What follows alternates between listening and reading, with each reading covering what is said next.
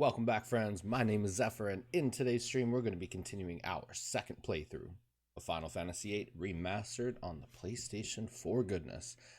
But before we begin, if you guys have not done so already, please be sure to hit that follow button. Be sure to turn the notification bell on, of course. And let's get started. Alright, we are starting the very beginning of Disc 3. I think this is going to be the longer part of the game right here, because I think my plan here is I want to do a lot of those side quest stuff that I didn't really get to do on my first playthrough, you know?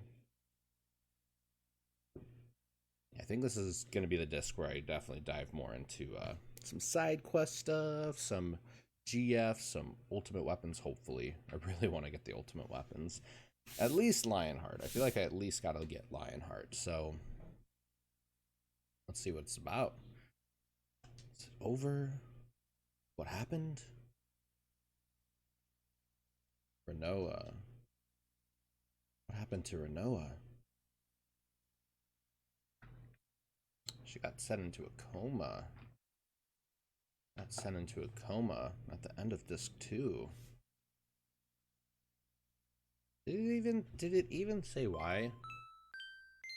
You know what I think? I think the why is because Ultimecia essentially pulled her powers out of Edea. She might have sent them over. I think she sent them over to Renoa, and then that caused her to go in a coma. Squall, can you hear me? Head to Edea's house at once. Alright, the sorceress Edea. Matrone is back at the orphanage. Music!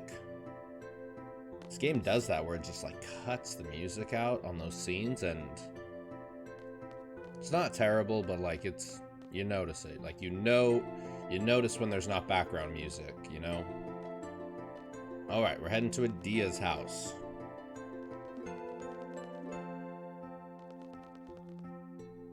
Let's see here. And actually, I'm just gonna pull up my card guide. Triple Triad rare card list. Let's just make sure we're not missing any, because we're doing pretty damn good right now. Let's see. We could get Pandemonium back at Balamtown. At this point in the game, the hotel owner has this card. Okay. I gotta get the Chocobo. And Odin. Yeah, so Odin, Chocobo, and Pandemonium are what's left of step 3. And then it looks like there's a step 4 with that involves losing Chocobo, so we gotta, I guess we gotta do that damn Chocobo side quest, you know? Matrone is back at that house. Where's our next destination? Are we ready to go? Roger, roger.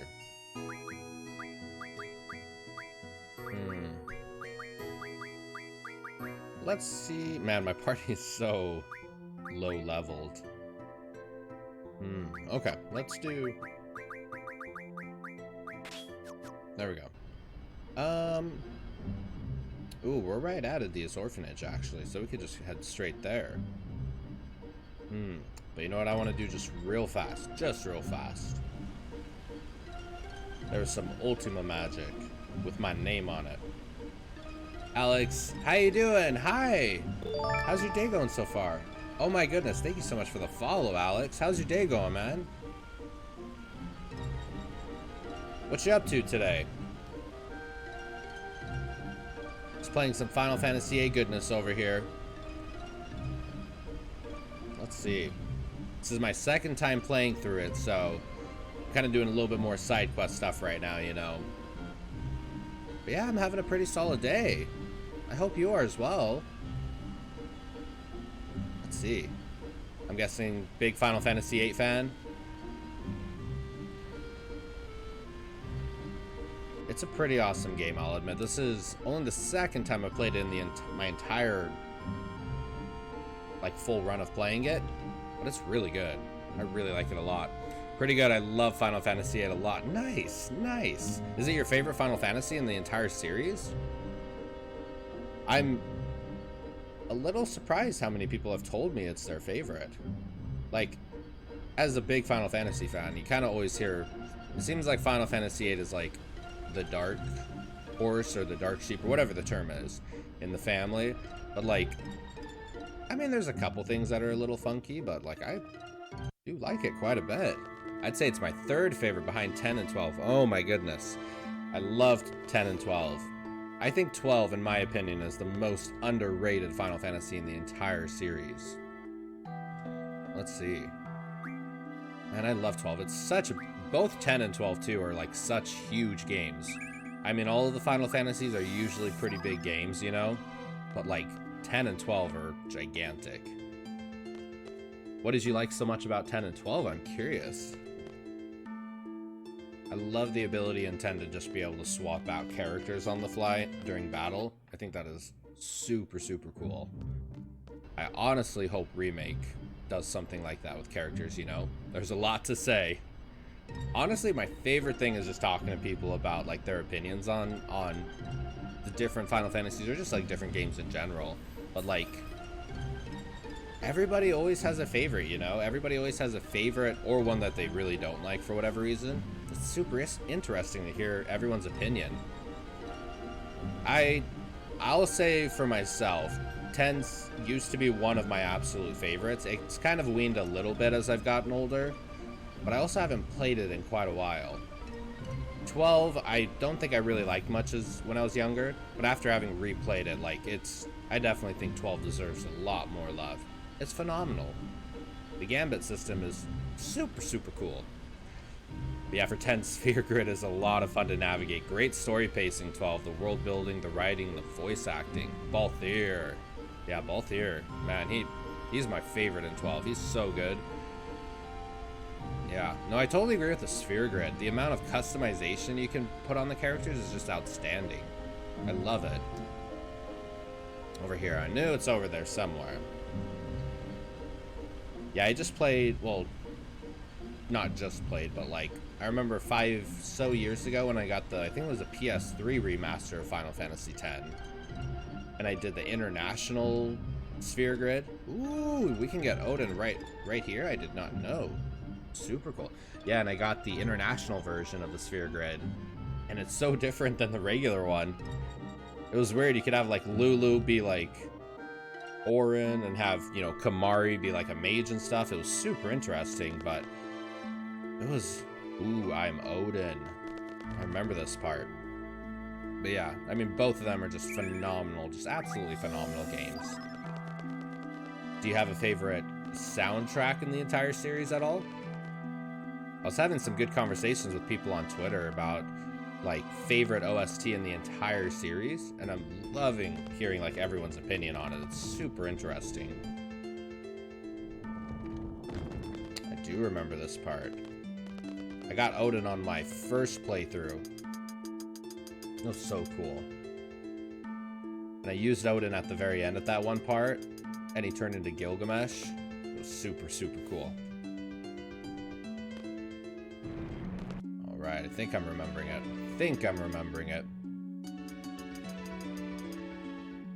Let's see, here we go. But what do you do for yourself, though, Alex? Do you like any particular games you're playing right now, or just kind of hanging out today? Yeah, favorite OST is 8 for me. Great atmosphere, beautiful melodies, really varied. Man, Machine Gun, yes.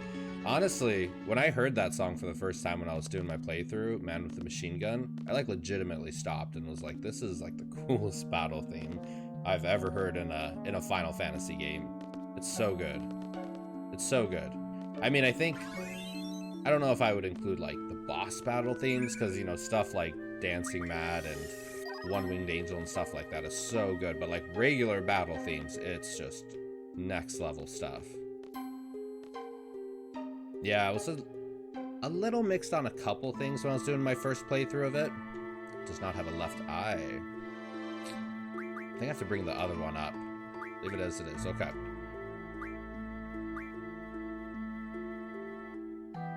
Unless it really wants me to. Let's see. I was a little mixed on a couple things on my first playthrough, but like right away I was just like, one thing that definitely not mixed on as a soundtrack. It's so good. So good.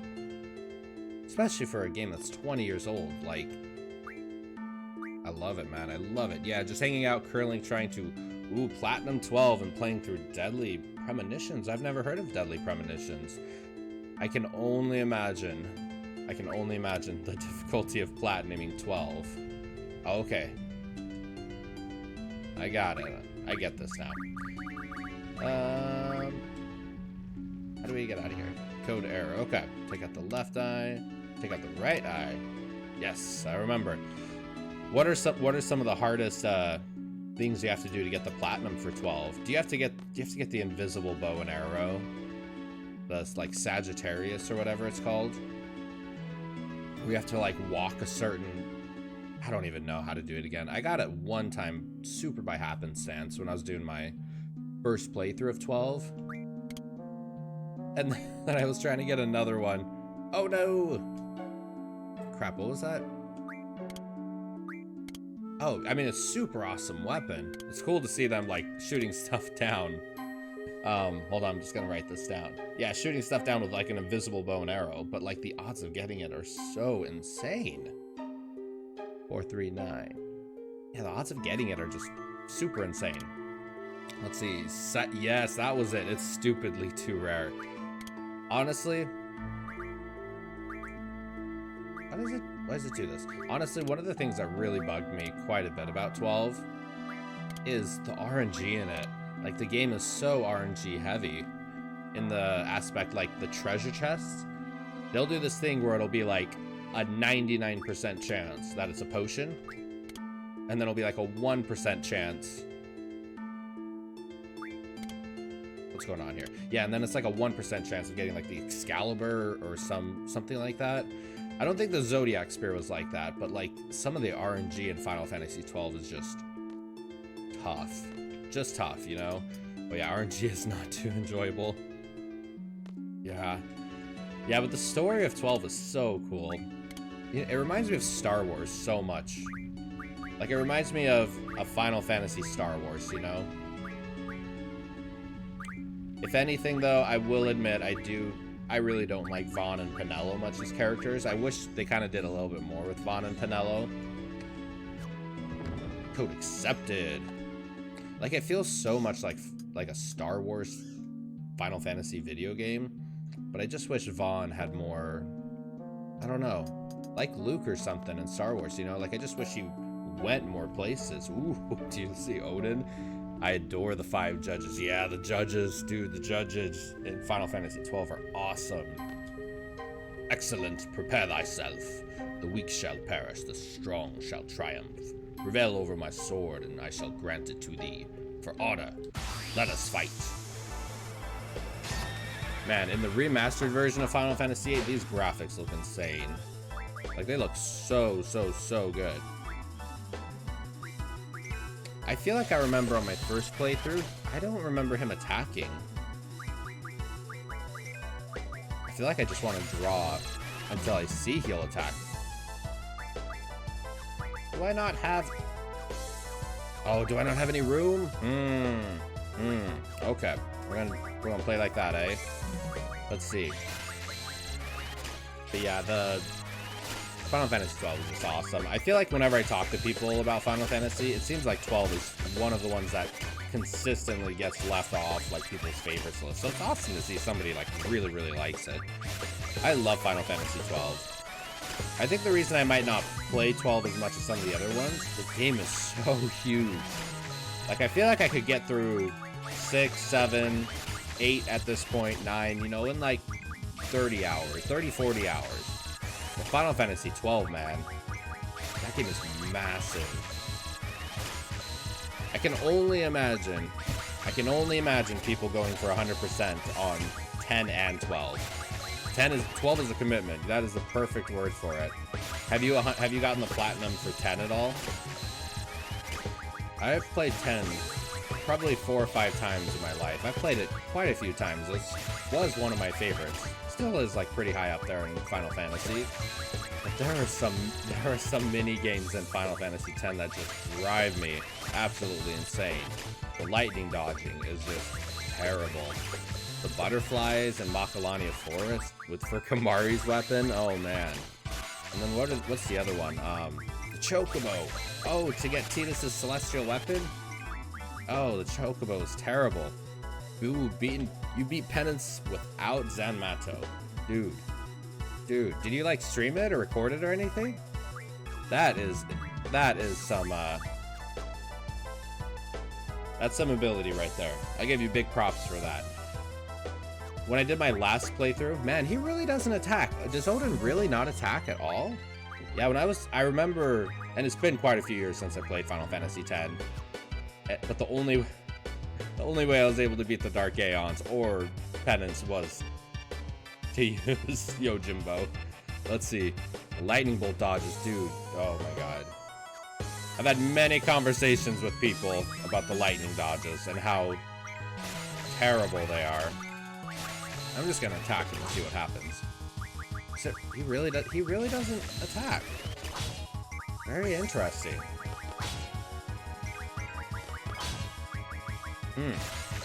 Yeah, the lightning bolt dodges are terrible. Considering streaming soon, dude, you should. You should. It's a ton of fun.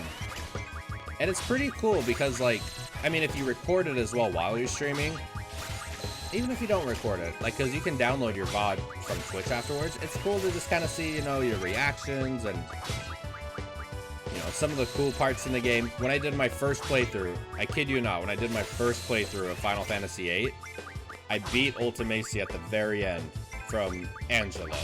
At the very end, the final blow, the one that saves it all and, you know, saves the universe, was Angelo coming out of nowhere.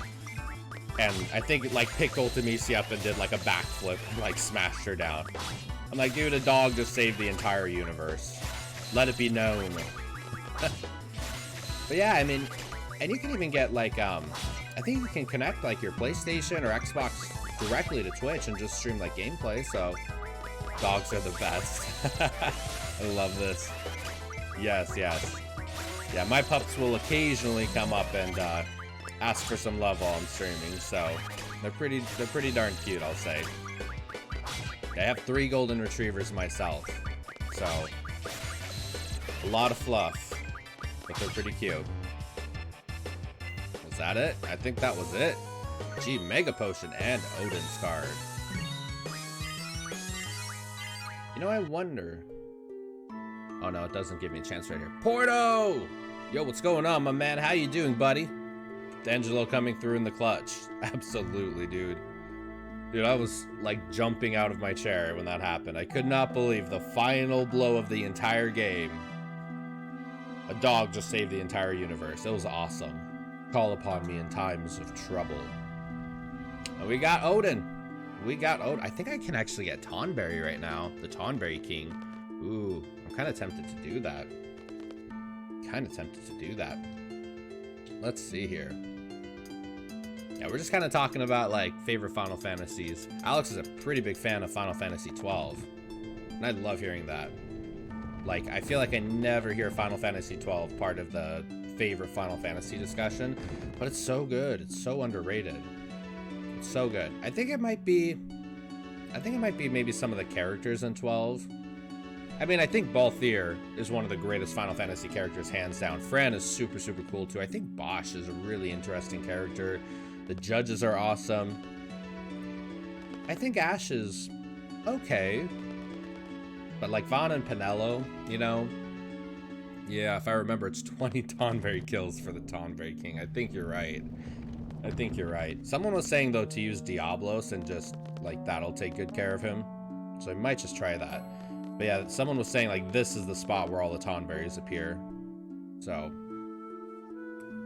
12 is a good choice. I got well into the Gambit. Dude, the Gambit system is super addictive.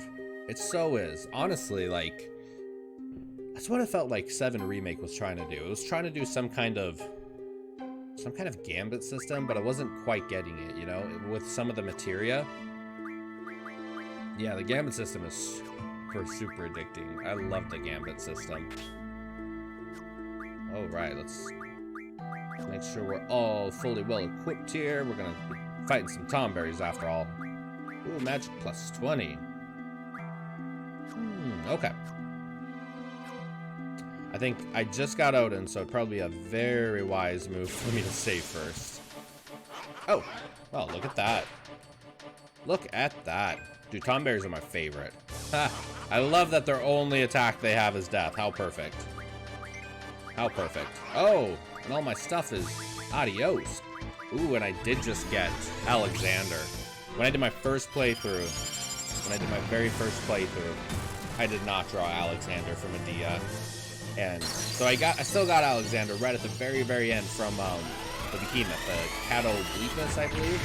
But I only got to use him one time. And Adia absorbed Holy Magic, so it wasn't a good choice. There's a couple GFs I missed. Did you end up getting... Like when, let's see. I'm just trying to think.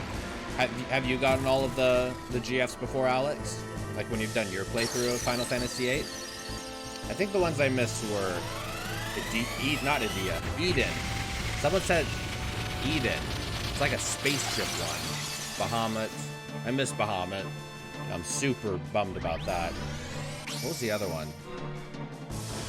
I think it was this one, the Tonberry King. I don't think I got Tonberry King. Oh, Doom Train. Doom Train. Someone was saying Doom Train is like Hades. Yeah, I missed Eden first time also. Gosh, man. Yeah, someone was mentioning when I was doing starting my second playthrough about like some kind of underwater facility. I'm like, I have no idea what that is. And they're like, oh, that's where you get Bahamut. I'm like, oh, what? I accidentally on my first playthrough went past the point of no return. I think without realizing it. So I kind of started the end game, you know, without even fully realizing what was going on. Missed Eden your first time as well. I think I did. I might platinum that one next. Didn't really like the Chocobo minigame so far. Yeah, I think that's one of the things I have to do next for the damn Queen of Hearts side quest card thing. Has a few missables. Yeah. Yeah, like, I like the junction system in it. I think the junction system is pretty unique and different. I think the junction system is pretty cool. I just don't like the draw system, and I don't like the fact that the summons are missable, you know? I mean, but I guess also in 7, you know, you could somehow miss some of the materia, like if you didn't pick it up, you know? What else? Alexander was a missable, I can remember, in Final Fantasy VII, like if you didn't do the hot springs thing. I don't think you can come back to that later. What else? What else? Oh, Bahamut Zero, I think, in 7 was also missable. Yeah, the spaceship, huge materia. You didn't do that one right. Although someone told me that when I was streaming 7, you can dig up missable items in the Bone Village. Did you know that? Oh, okay, yeah, literally right as I was saying that, yeah. I heard if you miss some summons, you can get them somewhere else much later in the game. I never tested that. Yeah, the person was saying in Bone Village, like where you do digging and stuff, where you get the Sector 5 key, I think, where you can go like back into Midgar. Yeah, like materia that you end up missing, like W item materia is there. I think they said some of the summon stuff is there. That would be super interesting to try out on a playthrough. That'd be super interesting to try. I feel like, honestly, the first time playthroughs are the best, you know, when you get those, like, first initial reactions. Those are pretty fun. People love seeing the surprise moments, you know? Oh man, he hasn't stabbed me yet. Thank goodness. Man, Tonberries are my favorite. I love Tonberries. Tonberries and Chocobos and Noodles. They make my Final Fantasy world go round. Have you played, Alex? And Porto? Have both of you played Final Fantasy XIV yet? Ooh! Oh, that was a weak attack. Usually the stabs are instant death. Everybody has been telling me to play Final Fantasy XIV. Everybody. Man, I haven't played it, but like everyone is saying it's just phenomenal. see. Haven't played either of the MMOs. I haven't played 14, no, not really into MMOs. Same. So I was saying the same thing, like I've never played an MMO, I'm not really kind of looking to play an MMO, you know? Oh, selfie out. But everyone is saying, like, if you like Final Fantasy, like the amount of Final Fantasy goodness in it is just kind of too good to pass up, you know? Oh, he's gonna take me out again. I can feel it. Look at him fall over. Dude, tonberries are like cute. I was having a conversation with someone where I was like, tonberries are like the cutest enemy you look forward to in Final Fantasy games, but the ones that will, what did I say? The deadliest enemy that you look forward to seeing, and Malbros are the deadliest enemy you don't look forward to seeing. Let's see. Kind of have a problem with monthly payments. I'm the same way. I'm a pretty damn frugal guy. Like, I'm a pretty damn frugal guy, so like monthly subscriptions are hard for me. I mean, if it's a one-time purchase, like I'm okay with one-time purchases, and I'll be pretty good about like finding a deal and stuff like that. But monthly subscriptions, yeah, they're hard for me. Like $5, even if it's $5 a month, like the idea of just continuous reoccurring payments, that's hard for me. I'm kind of scared to play when in case I become seriously addicted, dude. Yes, because like, yeah, like I was saying, like Alex was saying, like, dude, if you become addicted to that and you love it, all of a sudden that $5, $10, $15, whatever it is monthly, they're gonna start taking that from you every month, man. And just think about like how crappy it is if like something happens. I mean, obviously what's happening in the world right now, but like people lose their jobs, or you know, they gotta cut back on stuff, and then they can't play their game, you know? They just bought their game for what, 30, 40, 50, 60 bucks? Now they can't even play it. But I will say though, when the developers release new content and DLC, that kind of stuff I don't mind paying for. Because like if developers are doing additional stuff after the game has released, like I get they don't work for free, you know. I definitely felt that way about like Mario Kart when Mario Kart 8 released their DLC for like additional tracks. Oh, my wife and I like bought that up right away. We bought that up right away because we loved Mario Kart 8 so much, and it was what, $10 or something for 4 new tracks, and it was awesome. It was money well spent. And this Tonberry has so much health. I should try Diablos. That was kind of my plan. Oh, like, is Diablos dead? Let's try Siren maybe. But yeah, I'm the same way. Like monthly payments, they're tough. They're tough for me. They are tough for me a lot. Yeah, my wife and myself, we play Mario Kart 8 often too. Love that game. Yes, dude. Same. My wife and I always play, not always, but a lot of times. That's like our de-stressor game. Man, Mario Kart 8 is so fun. Do you play it on the Wii U or the Switch? We actually, we had the Wii U version, and we had the Wii U and we bought a Switch. We literally just bought our Switch for Breath of the Wild. And I think we were able to buy Mario Kart 8 Deluxe on some kind of discount on Switch, and it's definitely a little bit different. Oh, we played both, but now it's always on Switch, yeah. The Switch just might be my favorite console of this entire generation. I will say one good and bad thing about my Switch is my Switch has kind of made me not want to play my Nintendo DS. Like when I pick up my Nintendo DS, it's just hard to play it, you know? Like all the games that are on it, because I have Chrono Trigger on the Nintendo DS, I got like Ocarina of Time, I have like Majora's Mask on there, some Pokemon games. I got some pretty good games on the Nintendo 3DS XL, I think is the one I have. But I just never want to play it now that I have a Switch. I'd rather play those games on the Switch, you know? Man, have you seen the Ocarina of Time and Majora's Mask, like, remastered versions on the Nintendo 3DS? They look so good. They look so good. Like, why can they not just port that over to the Switch? And then you can play it on a big screen. I think that's it. Like, the portable The portable screen of the Switch is super cool, but the fact you can just dock it and play it on a big screen is just such a money seller to me. Switch is unbelievable. So many great games. Yes, I totally agree, Porto. I totally agree. It really is the games. It really, really, really is the games that just make or break. Ooh, full cure. Maybe I should have done that one. Ooh, here we go. Yeah, it really is the games that just make or break a console, you know? I mean, as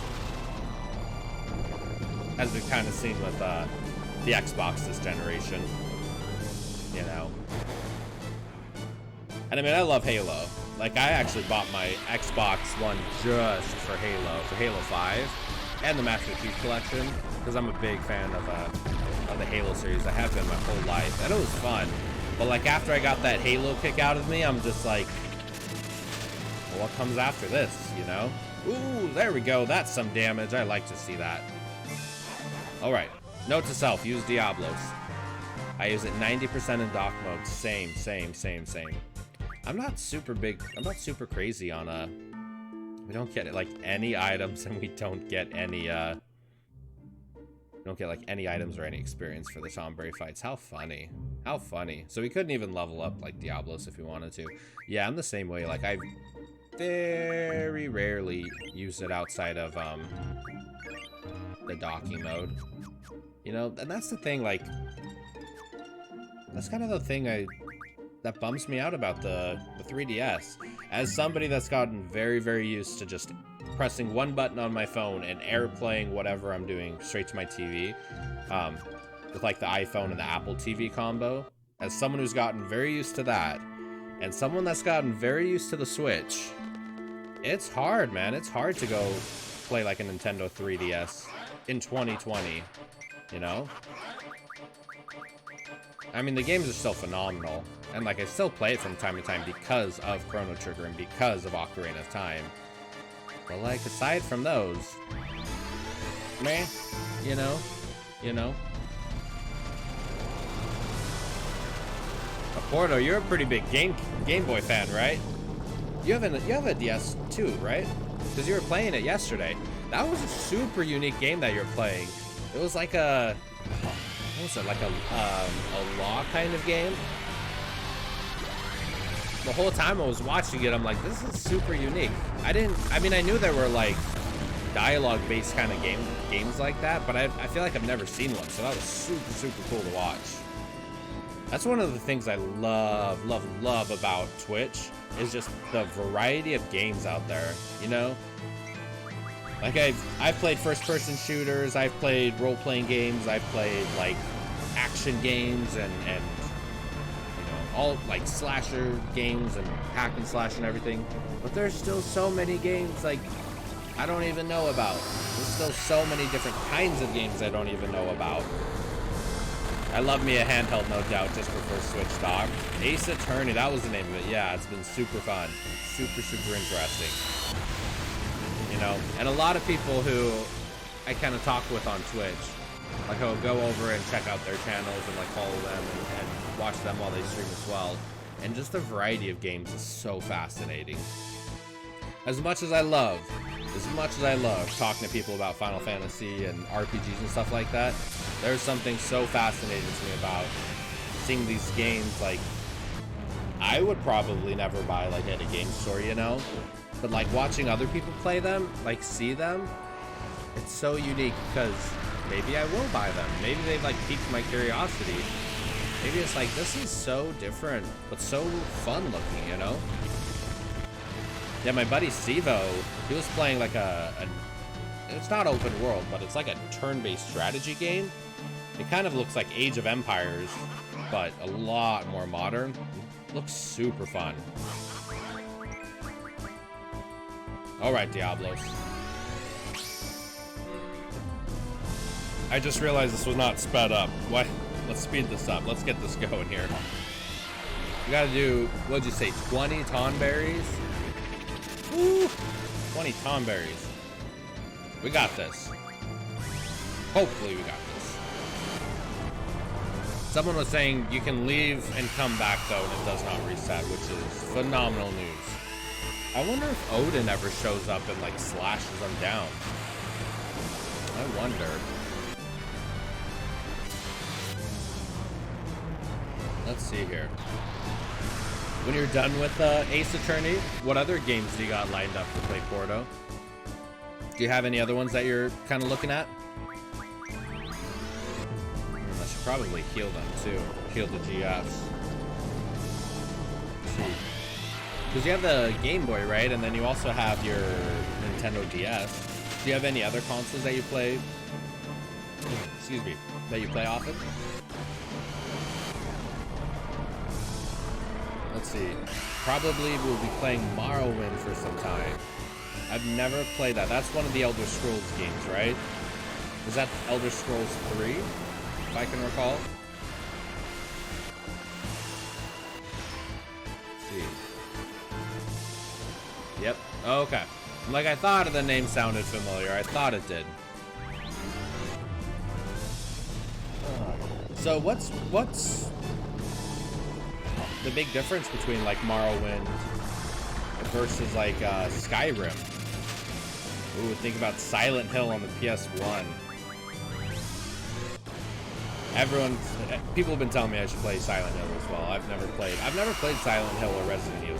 Like I played Resident Evil 4 for like 20 minutes when I was like 10 or something, or 15, 10 or 12. But I've never played, like really played it, or Silent Hill. Oh, you killed Diablos. All right, we're playing like that, eh? Yeah, dude, I could totally get down for some like good horror games.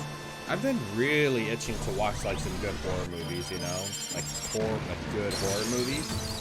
I just feel like there's so many that it's like hard to find some of them, you know. I don't want to be that guy and be like, they don't make them like they used to, but you know, it kind of feels a little like, I don't know, it's hard to find good horror movies. I feel like horror movies are like the hardest genre of movies to find good quality from. Maybe that's totally just me, though. Totally could just be me. I wonder if we can buy cottages anywhere. G-Returner, here we go. Got a ton of them. Let's see, high potion. 1, 2, 3, 4, 5. All right. Let's see, Hereditary and Midsommar. I feel like I've heard Midsommar somewhere. I'm going to write that down. Midsommar. I think the last like super good one I watched that like stuck with me, I think it was called Witch on Netflix, and it was super. I don't want like blood and guts. Like now that I'm older, you know, like thinking of a horror movie, like I don't just want Freddy versus Jason guts and blood everywhere. I want like psychological, like mind messing with kind of horror movie, you know?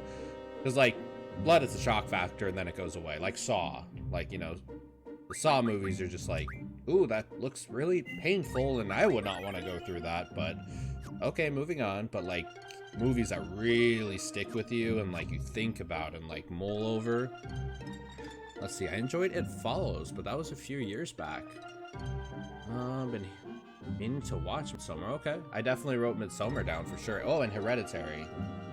Yeah, I definitely need some good horror movies. It's been a long time since I've seen a really good horror movie, I feel like. Okay, yeah, I got both of those. Let's see, Mother. I have heard Mother. I have had a couple people tell me to watch Mother. It's very uncomfortable, unsettling, but really good writing and immersive. Those are the best movies. Those are the absolute best movies. I love movies that like you finish watching it and you just think about it, you know? I feel like that's why I like Christopher Nolan movies so much. It's just because like the ending's not 100% definitive. You mull it over and contemplate it and think about it and like all that good stuff. So, but yeah, I've definitely had a couple people tell me Mother was really good. That's the one with Jennifer. Is it the one with Jennifer Lawrence, right? Yeah. I can't remember the last. There was a French movie I watched years back that was really really intense. And that one is, I can't remember, I think it was called Martyrs.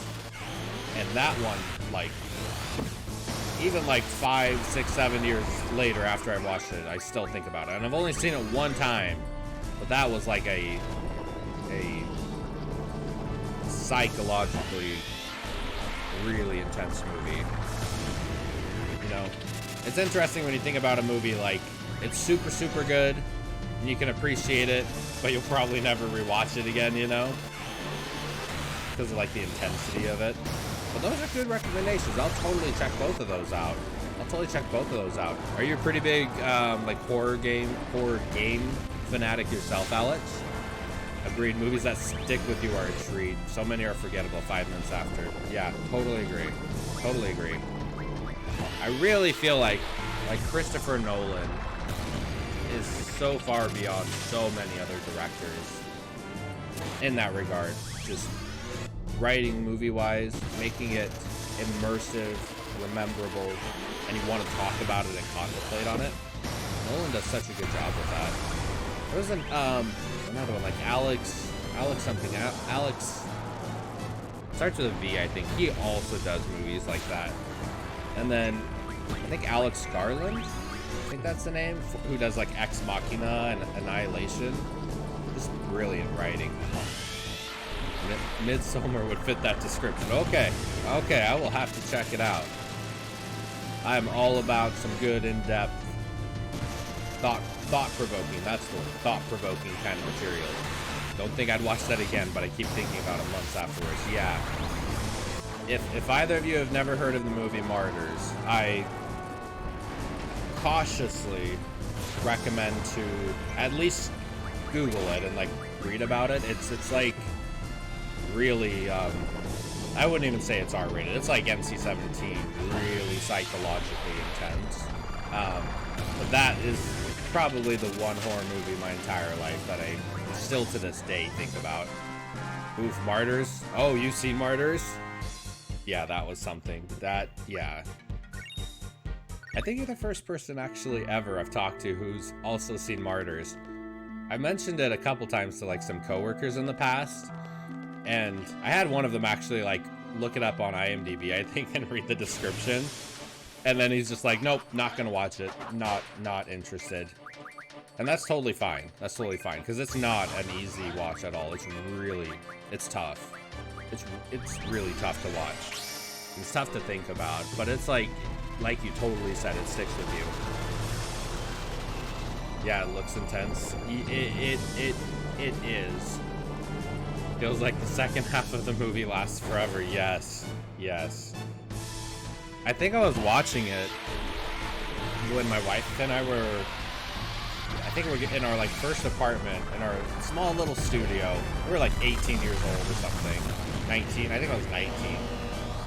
And I was looking up online like she was asleep, it was like 2 in the morning, and I really wanted to watch a horror movie. And I was like, what's like the most intense horror movie? And I found it and watched it. And the whole time I was just like, this is probably farther than I wanted to comfortably go. It like made me uncomfortable, you know? It's one of those movies that's so good with the writing and the storytelling, but it's one of those movies that you probably will never watch again. So and the ending really stuck with me. I won't spoil. No, yeah, for sure.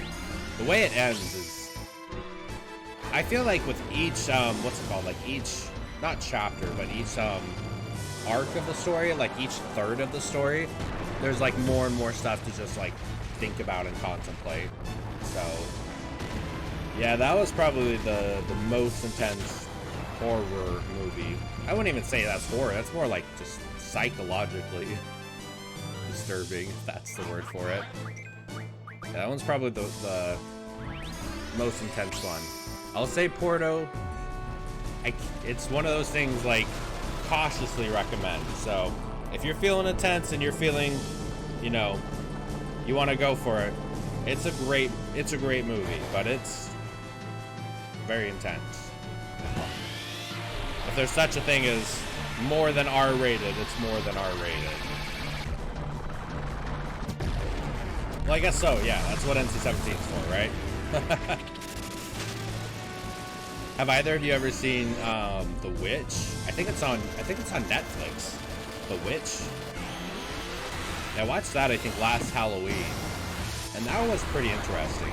Definitely more black magic kind of horror movie, but it was really interesting.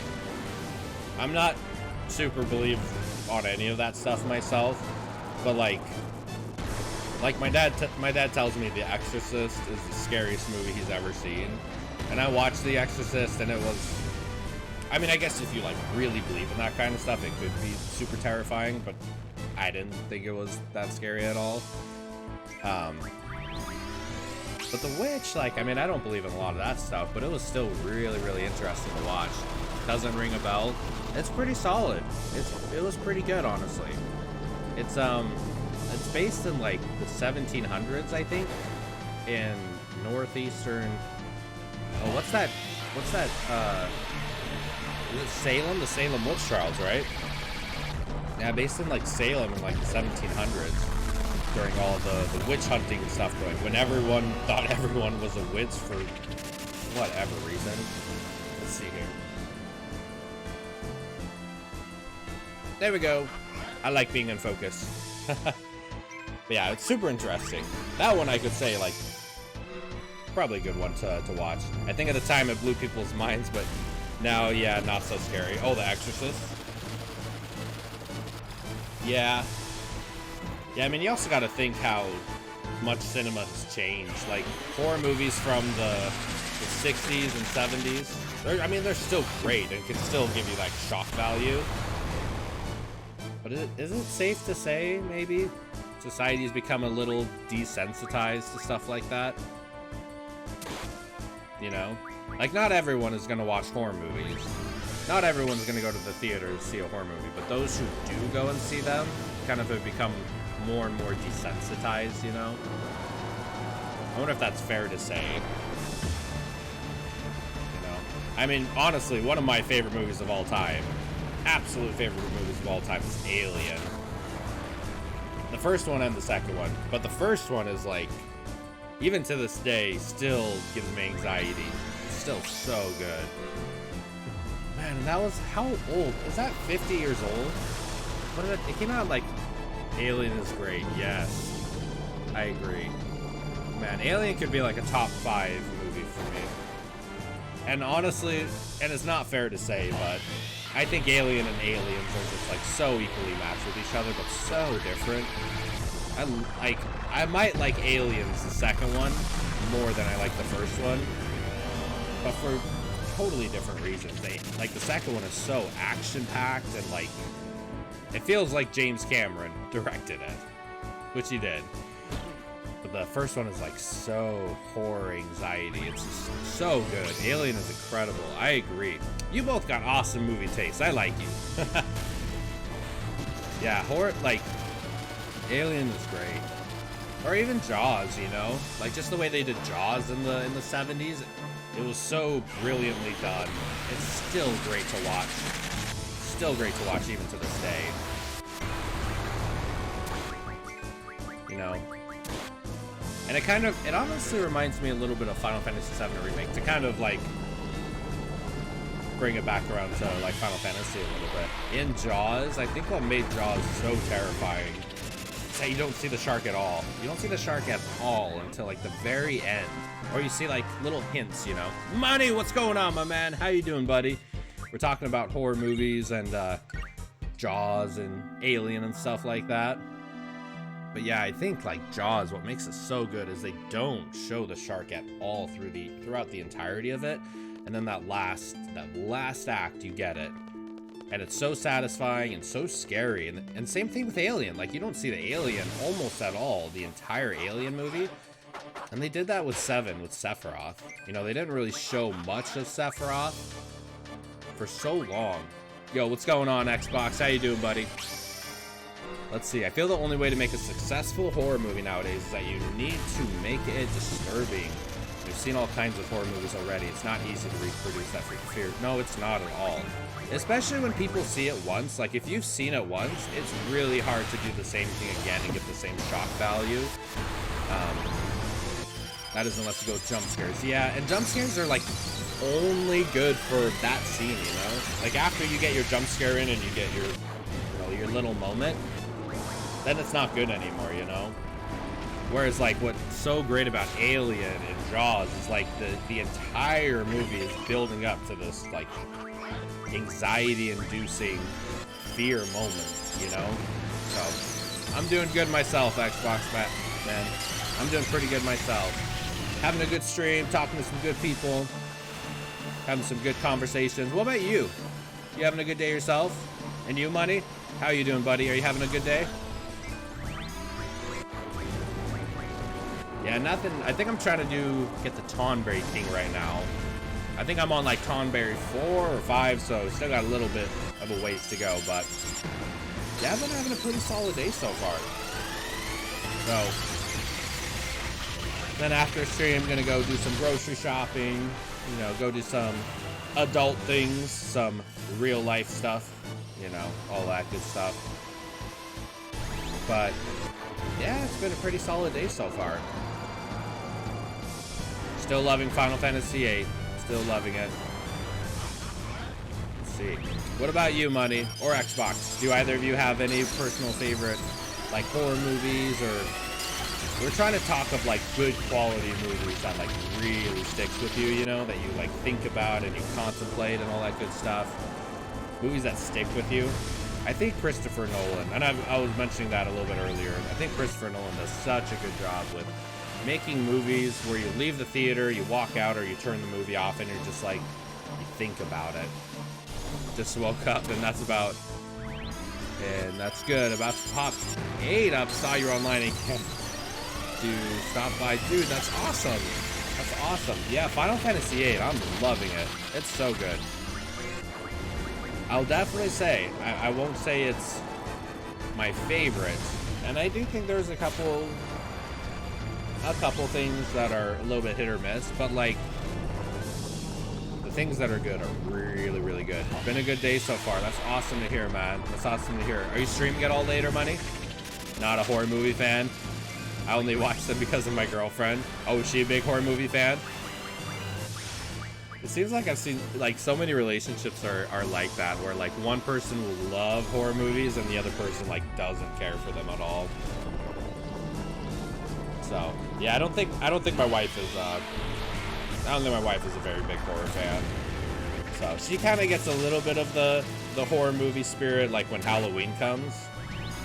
But, I mean, that's pretty much it. Yes. Right. Have any of you actually seen Trick or Treat?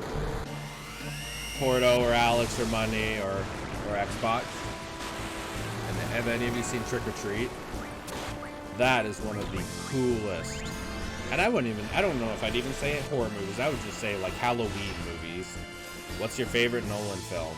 Ooh, favorite Nolan film. Oh god, they're all so good and so different. You know, I love space stuff, so, like, I love Interstellar so much. It's, like, the last bit of Interstellar is a little funky.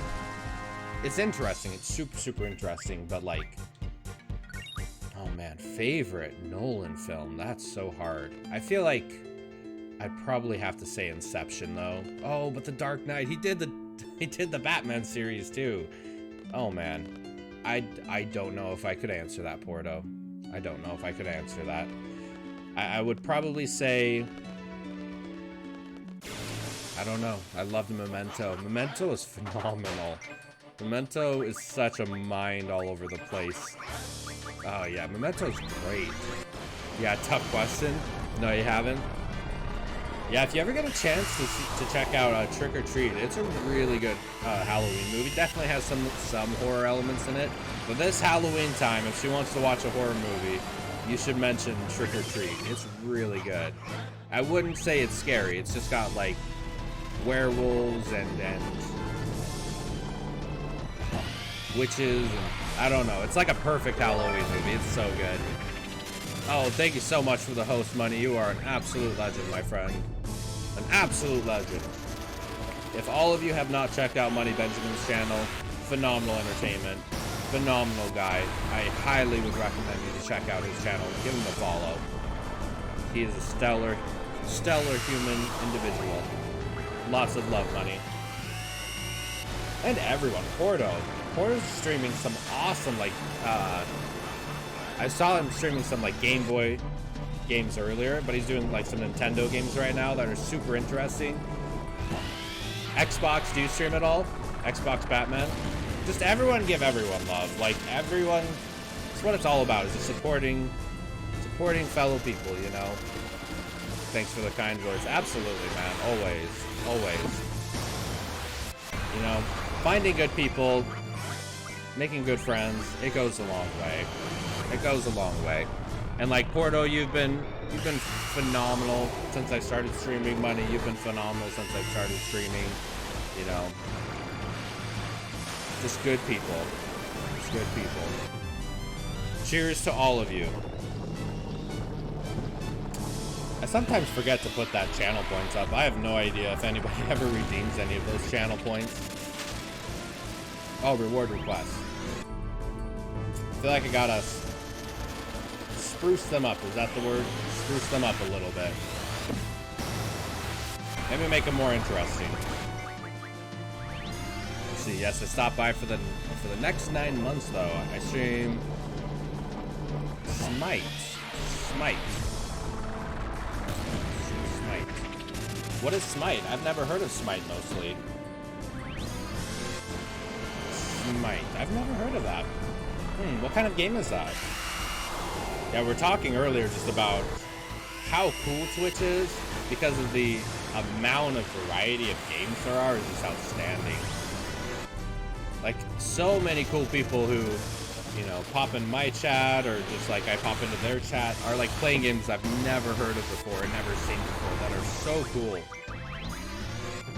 You know, like games I don't know if I would ever, you know, when you see the packaging on the shelves in the game store or even like on Amazon and you're like, I don't know if I want to spend 20 bucks or 30 bucks or 60 bucks on that. But then you see other people playing it and you're like, dude, that's a pretty cool game. I might have to pick that up. Smite is a MOBA with gods. Oh, interesting. I've never heard of it. I might have to check that one out too. Man, I feel like that's been my whole thing, like, on Twitch. Like, checking out all these games. And every single time I check out a game, I'm like, dude, that looks pretty cool. Maybe I should buy that. Maybe I should buy that. My credit card is sweating very heavily. Man, someone, I saw today that Final Fantasy 14 is doing some kind of like free to try out thing. Not a demo, but kind of like a demo where it's like free to start with it. Oh, dude, that's so tempting. I might really have to do it. Probably the worst community I've ever seen for a game, but I still love it for some reason. Yeah. Oh man. Dude, the community can just like destroy your love for it. I am super thankful, I'll say, you know, my 2 months, I think it's 2 months exactly. Yeah, I think it's like 2 months exactly today since I started streaming. Every single day, haven't missed a single day. This is like my 60th or 61st day or something in a row. But yeah, the community that I've seen with Final Fantasy, because those are the only games that I've played so far, has been outstanding. People are super positive. And maybe I'm just getting lucky because, you know, you guys are phenomenal to hang out with and I love having you. Maybe I'm just getting lucky, but I haven't really seen any super negative person, super troll, super anything like that. Everybody's just been a cool person, you know? And I appreciate that a ton. Watching a good stream of a game is the best kind of advertising. It totally is. It totally is. Dude, word of mouth. Word of mouth is how you sell stuff. You know? I mean, if anything, look at Tesla. Like, Tesla doesn't do any marketing whatsoever. Tesla doesn't do any advertising whatsoever, really. It's all word of mouth, you know? And I mean, like, once people get the product, like, it sells itself, you know? All you need is your friend to be like, dude, you gotta try this. And then you're like, okay, I'll try it. And then you try it and the product's phenomenal. And then you're sold. And then word of mouth spreads. And then before you know it, you got a Tesla, I got a Tesla, we all got Teslas. And we all got a lot of auto loan debt. Oh, man. Let's see. Usually people are more positive on the single player games, it seems like to me. Do you plan on getting Biomutant? I've never heard of Biomutant. I've never heard of that one. Is that like a upcoming game that's... or is that a game that's coming up soon? Never heard of it. In terms of like this year, like other games aside from Final Fantasy, I would probably look at playing The Last of Us Part 2, honestly. The Last of Us Part 2 is like so high on my list. Like, I mean, Final Fantasy VII Remake is hands down my most anticipated game of all time, probably. Like, I have been waiting years for Final Fantasy VII Remake. But super close to Final Fantasy VII Remake is Last of Us Part 2. I am so excited for The Last of Us Part 2. And I think they're doing some gameplay stuff today, so I'm super excited for that. I might do a reaction video, you know? I might do a reaction video. I've been really contemplating it, you know, because I watched the Unreal Engine 5, which if you guys have not seen the Unreal Engine 5 demo, my God, do yourself a favor and go watch it. It's so freaking good. It's so crazy. But I was watching that and I was thinking of doing like a reaction video of that and like recording it, but like, I don't know why I didn't. I just didn't. I was just like, it's just a demo. Like, it's not going to be anything. 2 minutes into it, my mouth's on the floor. Like, what the fuck is this? This is the craziest shit ever. Gameplay I think something's coming out today for The Last of Us Part 2. I swear I was reading something on Twitter this morning about it. Let's see. Like, 20 minutes of just straight gameplay of Last of Us Part 2, I swear. Let's see. Oh yeah, live stream to include extended gameplay reveal on May 27th. So tomorrow. For The Last of Us Part 2. I'm very excited for it. I'm very excited for it. Single player game coming out later this year seems interesting to me. I'll check it out. I'll definitely check it out. My, I don't think my wife is too ecstatic with the amount of money. I mean, I've only bought Final Fantasy VII Remake, so I'm good. But I really wanna pre-order The Last of Us Part 2. And almost as equally exciting as I might pre-order the Ghost of Tsushima. It looks so good. What about you, Money? I know you were talking about Ghost of Tsushima. It looks so good. I've heard it's gonna be pretty difficult though. And I mean, like, I'm all down for some good difficulty in games, but I hope it's not like insanity kind of difficulty, like, you know, like Sekiro or something like that. I've never played Dark Souls either. I've had a couple people tell me I should play Dark Souls, or like Sekiro and Neo and Bloodborne. I've had multiple people now tell me I should play Bloodborne.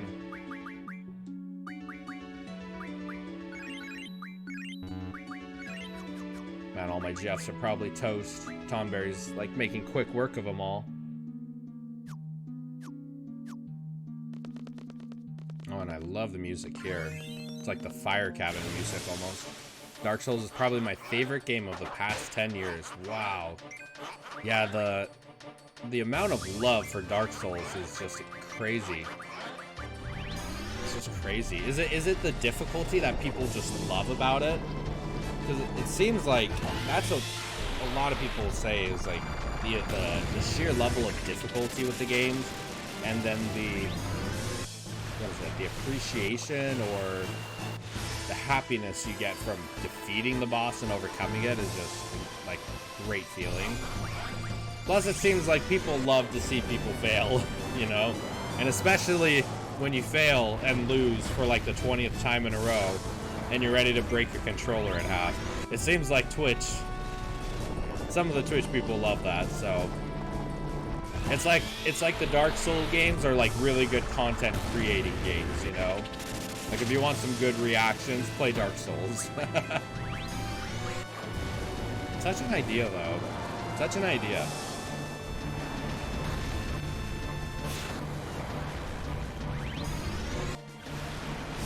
If I'm being honest, I honestly have no idea what Tonberry I'm on. I think I'm on Tonberry like 6, but we need at least 20, right? We essentially need to be like a Tonberry murderer, and Tonberry King will come out and say hi.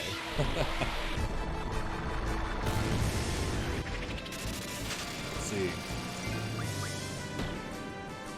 Well, Leviathan. Yeah, Diablo's making really good work with the Tonberries. The gameplay and atmosphere are a perfect pairing. It looks, what kind of atmosphere would you call Dark Souls? Is it gothic? Would you say it's like gothic kind of style? It kind of has that like medieval kind of style, but I'd call it bleak. Bleak and challenging, right? Let's see. Dark fantasy, I guess. Bleak, gothic fantasy. Gothic fantasy would be a good term for it. What about Bloodborne? Have any of you played Bloodborne? I feel as equally as people tell me I should play Dark Souls, I also get told I should play Bloodborne. That seems to be the one people like really love to recommend. Mix of all of that. Let's see. Yeah, I'm really tempted. I'm really tempted. That thing is like there's so many games I want to play, you know? So many. There's so many. And it's not like a video game is like 2 hours like a movie. Like, you put some commitment into it, you know? Just want to play video games all day and get through all of them. I've watched people play Bloodborne and it looks sublime.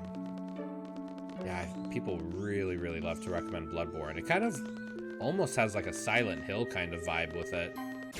Maybe. Maybe not. Maybe not as much. Let's see. Diablos. Bloodborne is amazing.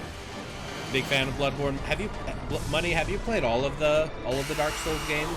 Because Bloodborne is technically a Souls game, right? Like Bloodborne and Neo and Sekiro, and then Dark Souls and Demon Souls. They're all kind of part of the same family of games, right?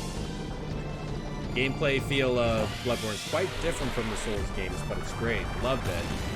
Let's see, it plays out much faster, but yeah, I prefer it to Dark Souls. More aggressive gameplay. Ooh. Yeah, when I've seen a couple people play Dark Souls, it does look a little, I don't want to say slow, but maybe slow, yeah. But yeah, if it was a little bit more pace, dude, I could dig it. I could dig it. That's one of the reasons I love remakes so much, is like the intensity of the battles and how fast paced it was. It just felt like everything connected so well. So well. And then it's interesting, Money, when we're watching his and hers yesterday, and they were playing Final Fantasy X, there was a moment where I was watching and I'm like, man, this is a pretty slow game, you know? Like, and I don't know if it's because the ATB meter is taken off and it's more like you can take as much time in Final Fantasy X as you want. But yeah, it's so interesting going back from playing Final Fantasy VII Remake to playing something even like Final Fantasy VIII or Final Fantasy X, where it's so much slower. It's not bad. It's not worse. It's just slower. But I can't wait to play Final Fantasy X again. Final Fantasy X is one of, if not the most beautiful video game worlds I've ever seen in a video game, hands down. It's so good. It's so good. Same with, and I've said this like 10 billion times, but like Breath of the Wild as well. The world in that game is just outstanding.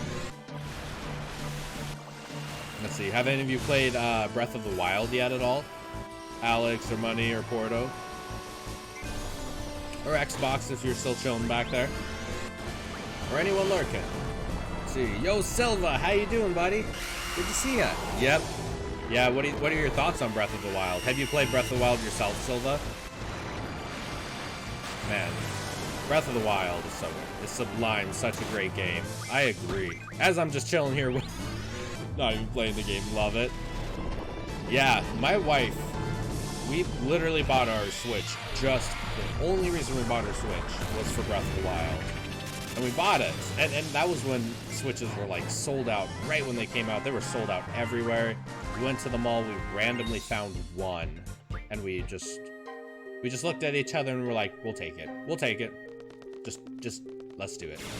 And it was the colored one, the like red controller, and I think it's the blue controller on the left side. We just didn't want the gray one. The gray one, like if it's Nintendo, you want some fun colors, you know? You want some fun colors. Like my Super Nintendo, I got the European controllers, yes, with the color, the like green and yellow and blue, I think, and red. Yeah, color controls are way better than the gray ones. All I want to do in that game is climb things. Yes, yes. Man, honestly, Breath of the Wild has, I don't want to say ruined other games for me, but like it's made me look at other games so differently. Even in Remake, I'm like, why can't I walk over here? Why can't I climb this? Cloud, why can't you jump? Why can't we just walk over there? Why can't we go wherever we want? So Breath of the Wild, my all-time favorite open world game. I found it relaxing. Breath of the Wild has like completely changed the way I look at games. And I don't know if I could say for the better. It might, I mean, for the better, but like every game afterwards, I'm just like, why can't I climb that? Why can't I climb that? Why can't I paraglide? So you are 100% right, Porto. Just literally makes you want to climb things all day long, so I totally agree. Breath of the Wild is beautiful. It is. Pretty damn amazing. It is. Like, I have not played all of the Zelda games, so my opinion means absolutely nothing on the Zelda games. But the ones I have played, I've played Ocarina of Time, Majora's Mask, a little bit of Link to the Past, and I want to finish Link to the Past, and then Breath of the Wild. And of those, Breath of the Wild is hands down just the best one I've played. Honestly, might be one of the greatest video games I've ever played. It is one of the greatest video games of all time. Let's see, what do you think of Majora's Mask? Dude, I loved Majora's Mask. I loved Majora's Mask. It felt like Ocarina of Time. It felt like Ocarina of Time, but darker. The time thing, when I was kind of playing through a little bit with the time aspect of it, that was interesting. That was really different compared to Ocarina of Time. But the setting of it and the world, it was like a darker Ocarina of Time. And I thought that was really, really cool. And especially if you guys haven't played it on the Nintendo DS. The Nintendo DS has like the remastered version of it. It looks so good. Let's see. Majora's Mask is still my favorite Zelda. I would love to stream that. Dude, you should. You should, man. I'll grab my popcorn. Same here, buddy. Yeah, you too, Alex. That would be awesome. That would be super cool. Like, I'm just all about getting everyone to stream. We all gotta stream. We all gotta have one big stream party. But yeah, I love talking just about like people's favorite games. Oh no, selfie! Oh man, we're gonna die. Ooh, let's see if we can do Renzo on him.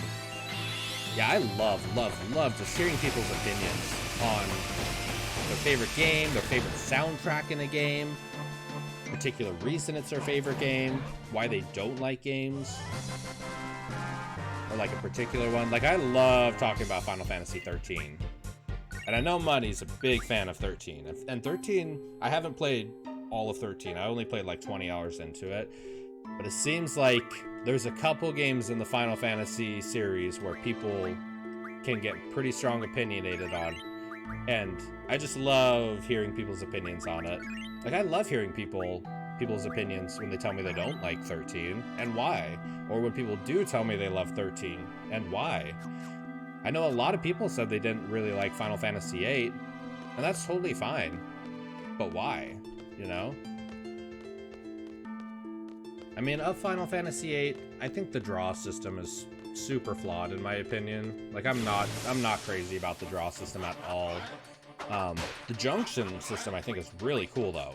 I do like the junction system quite a bit. And the music. Y'all know how I already feel about the music in this game. Music in this game is outstanding. Arguably, it might be the best in the series.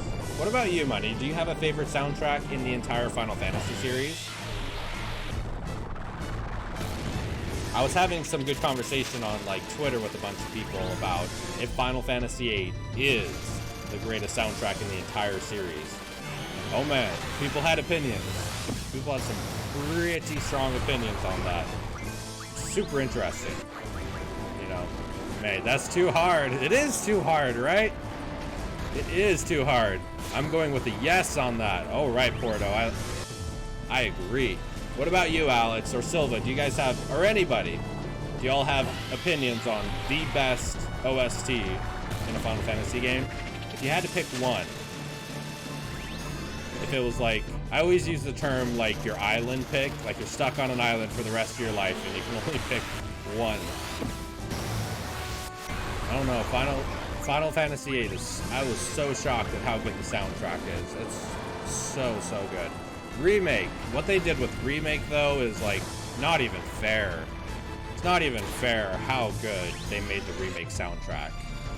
Definitely, A12 and Tactics are very close to me. I've never...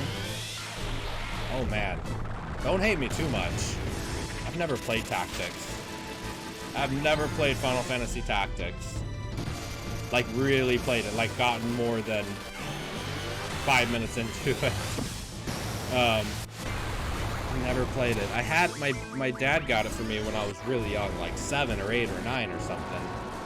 But I just never played it. It was so different. See, but I do. That's also another one everyone says I have to play. Let's see. 12 and Tactics is very close. I adore Sakimoto's music. I totally agree. I was just about to say 8, and then 7 came in my head, and then 9, You're Not Alone came in my head, and then 10, the metal one at the start. The 7 remake, I cannot choose. You can't play them all, no worries. No, that's so true. That's so true. Like, even when I think about Final Fantasy VIII and the music, and it is super good. Like, what they did with remake soundtrack is so good. It has to win some kind of Grammy or Oscar version of video game awards. Like, it has to. The remake soundtrack is so good. It's so good. And I actually heard a lot of people did not like One Winged Angel on remake. What are your guys' feelings on One Winged Angel and remake? Because they added quite a little bit more of an intro to the start of the song. But then, like halfway through, it kind of goes to the original One Winged Angel. But as a musician myself, and someone that absolutely loves improvisation, like, that's what it's all about for me, is taking a song everyone's heard a million times and just playing something totally different off of it. I loved One Winged Angel in remake. I love it. Airbuster, yes, dude. If there was one song I legitimately dropped my controller on during my playthrough, like, mouth open wide, it was the Airbuster music. When the Airbuster battle started and you hear the electric guitars and the drum, the da-da-da-da, da-da-da-da, da-da-da-da-da-da-da-da, I was like, oh my god. And Genova, like the end phase of the music, yes. Oh my god. Like, how does music do that to us? Like, how does music make you feel that way? It's so insane. It's so insane. Like, I remember telling my mom when I was like 12 or something. I remember telling her when I was super young, like, I wanted to learn to play piano. And some of the very first songs I started to learn to play on piano were Final Fantasy songs. And she's like, did you seriously want to learn to play piano just so you could play video game music? And I'm like, kind of. But it's so good, you know? It really is. And I don't even know if you could, like, what kind of genre the music is. I mean, obviously, like, One Winged Angel would be, like, symphonic metal, or, you know, have some, like, acoustic in there, but just, like, it's just, like, world music, you know? It's so good. I learned piano just to play Final Fantasy VIII music, I kid you not. Dude, money is as if you could get any more epic, dude. Cheers to you, man. Cheers to you. Oh, yes. That's awesome, man. It's so catchy. They make it so catchy. They make it so catchy. I want to learn Man with the Machine Gun. That song sounds so cool. That song sounds so cool. Let's see. Wow, nice. Yeah. It's just some good stuff. What other, like, is there any other series you think? And I'm very biased because, like, by far the series I played the most is Final Fantasy. But I played quite a few others as well. Is there another series that is, you would say, is on par, could go head-to-head with Nobuo Uematsu and Sakamoto's work for the Final Fantasy series? I mean, I think Zelda could make a case. You know, I think Zelda could definitely make a case for on-par levels of music quality. But is there any other one that you would know? Which song did you play first, Ben? Shuffle and Boogie, yes! Yes, yes, money. God, the Triple Triad music has no reason at all to sound so good. Every time I'm playing it, I'm like, are people addicted to Triple Triad for the game, or are they addicted to Triple Triad for the music? Dude, God, the music of Triple Triad is so damn good. So damn good. Let's see. Dragon Quest is on par with Final Fantasy for me. Ooh. I haven't really played much Dragon Quest. I have Dragon Quest 11. I never finished much of that one, though. Any particular Dragon Quest, you'd say? I do remember playing Dragon Quest 8 on the PlayStation 2. My dad... Oh, man, yeah. I think it was 8. 8 was on the PS2, and I think it came with the Final Fantasy 12 demo, if I can recall. I remember my dad came home one day, and he bought it for me, and he's like, hey, this has the Final Fantasy demo on it, and it's made by the same company, so I bought it for you. And I'm like, what? I never beat it. I never beat Dragon Quest 8, but I did spend like 30, 40 hours on it. It was pretty fun. It's very Final Fantasy-esque. It was really, really cool. Dude. Yeah, Dragon Quest 8, man. I had some good memories with that. And then I did buy Dragon Quest 11. I think it was on sale at Target or something. And I was just like, hey, I could try it. And I did like it. I should go back to it. I should go back to it and finish it. Let's see. I'd recommend Dragon Quest 3 for its class system, Dragon Quest 5 for story, Dragon Quest 8 for story, music, and world, and 11 for story and world. Interesting. Ooh, you played Dragon Quest 1 recently for the first time? How was it, Porto? Man, going back and playing the OG games is such a blast to the past, you know? The differences in story, the differences in the gameplay. The gameplay is probably the most difficult to overcome sometimes in those really old, like, NES 80s games. But man,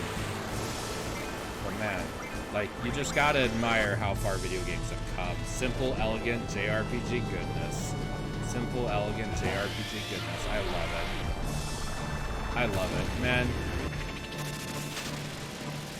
I'm gonna throw something at, it only takes like really 12 hours to finish. Wow. A 12-hour JRPG game. Is this for real? Man, I was talking to someone on Twitter, and we were talking about what's the absolute pinnacle of JRPG turn-based style games, I think it might be Final Fantasy IX for me. I think Final Fantasy IX just might be the perfect turn-based, like, role-playing game. I love it. Like, I love Final Fantasy IX. God. By the end of the stream, everybody in the world is gonna be like, he just loves every Final Fantasy. He just wants to talk for 20 hours about each Final Fantasy. The world's like, we know you love Final Fantasy, Zeph. We know. But I do. But I do. But I do. Some good stuff. There's a lot to like. There's a lot to like. Man, 12 hours to finish a game. I think the shortest video game I've probably played recently, probably when I played The Last of Us on the PS4. Like a year and a half ago, I think. Yeah, Last of Us in and of itself is what? 12 hours, 15 hours? That's a pretty short game. Last of Us is a pretty short game, but it's so good. It is really good. I really, really love and admire, like, cinematic storytelling games, you know? I remember going on Twitter when Remake came out, and there were people arguing that they don't like games with, like, movie stuff in it because it takes away from the playing aspect of it. I totally disagree, though. I totally disagree. I think the cinematic storytelling of video games is what just puts it a step above movies and a step above even books. You know? It's essentially like a movie that you can control with the in-depthness of a book, or you get to control how quickly or how slowly you progress through the story with your character. I love it. And I love that we as people, we as human beings, are finally seeing video games for the cinematic masterpieces that they are, you know? Instead of just like, oh, you play video games? You're a loser, you're a nerd, you're a insert mean word here, you know? Like, I'm happy it seems like a lot of society is getting past that. Or at least I hope they are. At least I hope they are. You know? Like, these are just marvels. These are just like marvels of storytelling, I feel like. I love it. I love it. I love it. Ugh. I wonder what Tonberry we're on now. I feel like we have to be... I was gonna say, I feel like we have to be getting close, but I kind of don't think we're getting close. I think we're probably around, like, 9? 8? Gotta do 20 of these guys, right? 20 to get the Tonberry King. And isn't it 20... Like, isn't it with 20, you only get the chance that the Tonberry King will pop up? It's not like right when you hit 20, 21 is going to be Tonberry King. Ooh. Chef's Knife. I'm sure those must refine into something good, the Chef's Knives. I wonder if they're related to any of the ultimate weapons. It's a sure... Ooh, it's a sure thing after 20. How you doing, Zephyr? Zephyr 85. How you doing, buddy? I like the name. Fine. That's good to hear. That's good to hear. I think it's directly on the 20th kill. It appears after the normal Tonberry kill. Ooh, okay. So I'll definitely know. I'll definitely know. So on that 20th kill... Oh, he's probably super strong, though, right? I wonder how much stronger he is than the normal Tonberries. Are you up to anything cool today, Zephyr? Am I pronouncing that right? It seems like some people pronounce it differently. So is it pronounced, because at least like for the way I spell it, it's like Zephyr. Would it be like Zephyr? Zephyr 85? Waiting people in 14 to play. Oh, you playing 14? Nice. Dude, everyone. I feel like I'm the last person on planet Earth that has not played Final Fantasy 14.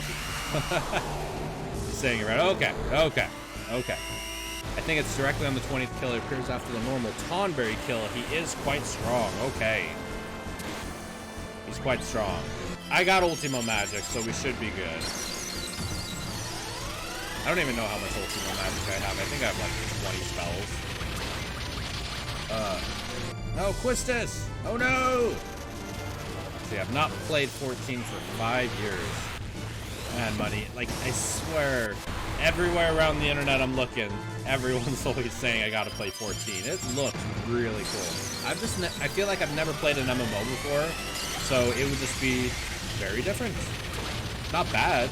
Not bad. It would just be different, you know? So, I might have to really give 14 a chance. I really want to. And someone was saying like the first month is free right now. Just the story is worth it. Yeah, is it a pretty in-depth story? Everybody's been saying the music in it's phenomenal as well. And people have been saying the way you can like switch out job classes a lot. Sounds really interesting. Let's see, until level 35 is free to play. So, but I'm guessing you probably have to have an online subscription, right? Because I don't pay for PlayStation Plus. Is that what it's called? Like the online PlayStation service that you get monthly. I don't pay for that myself. So I wonder if you have to have that in order to get it free to play. Because how else would you be connecting on their servers, you know? Let's see, you only need the Square sub. Gotcha. How much is that? Like $5, $10, 20 bucks? No PlayStation Plus required. Very interesting. Very interesting. I'm tempted. Especially if it's free to play. Especially if it's free to play. Oh, okay. 11 euros. Probably be like $11 here then. Somewhere around there. My wife is probably sweating like, oh boy, another subscription. Wonderful. I can already hear it. Now around, oh, $7.99. It's not too bad. It's not too bad. Let's see. Tonberry's falling over. Man, and now all of our stuff is dying. Oh, wait. Oh, wait. There's more. Euro is higher. Yeah, I think the euro is higher than the dollar. Let's see. All right, I'm going to run. Let's see. How much is the sub over there? Oh, for a subscription, I think it's still $4.99. The $4.99, the $9.99, and $24.99, I believe. Let's see. Okay. Make sure our GFs are looking good. There we go. Ooh, Diablos. We want him healed. Okay. Ooh, Shiva. Man, we need to get their health. I'm learning some like health stuff. Let's see. Oh, UK that is? The sub? Do you mean like the subscriptions? Like for, like the subscriptions for like Twitch? Yeah, I think the subscription on Twitch, here. Yeah, it's still, or at least the sub, tokens. Yeah, it's still like $4.99. Oh, gotcha, for 14. I don't know. I haven't checked for 14 how much it is. I have not checked how much it is. I mean, what is it really free to play if you have to pay for the subscription though? Like what makes it free to play if you still have to pay for that like subscription though? Here, let's actually check. I'm gonna check.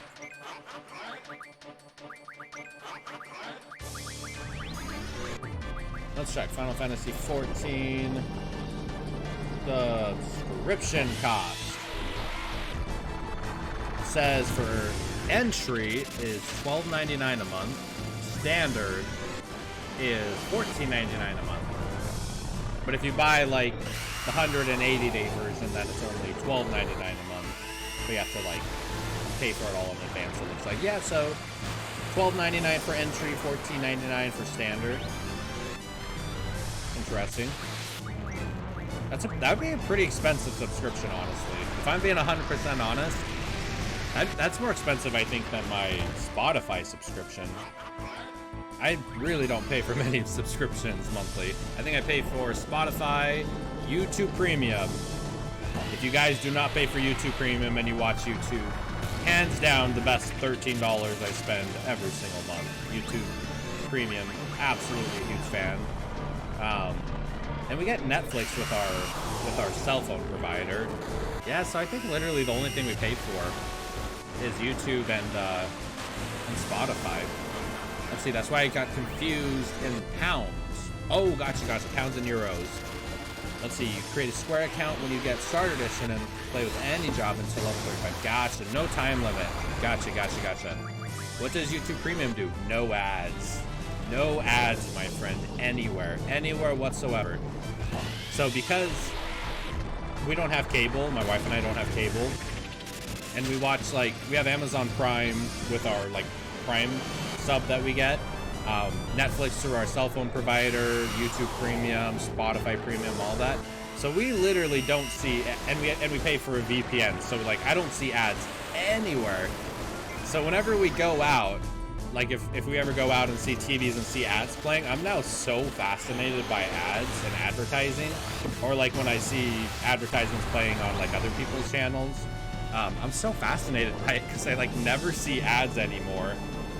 And every time I see one now, I'm like, oh, what are they advertising? Why are they advertising it? I'm like super into it. It's so weird. Not having ads now makes me super fascinated by ads.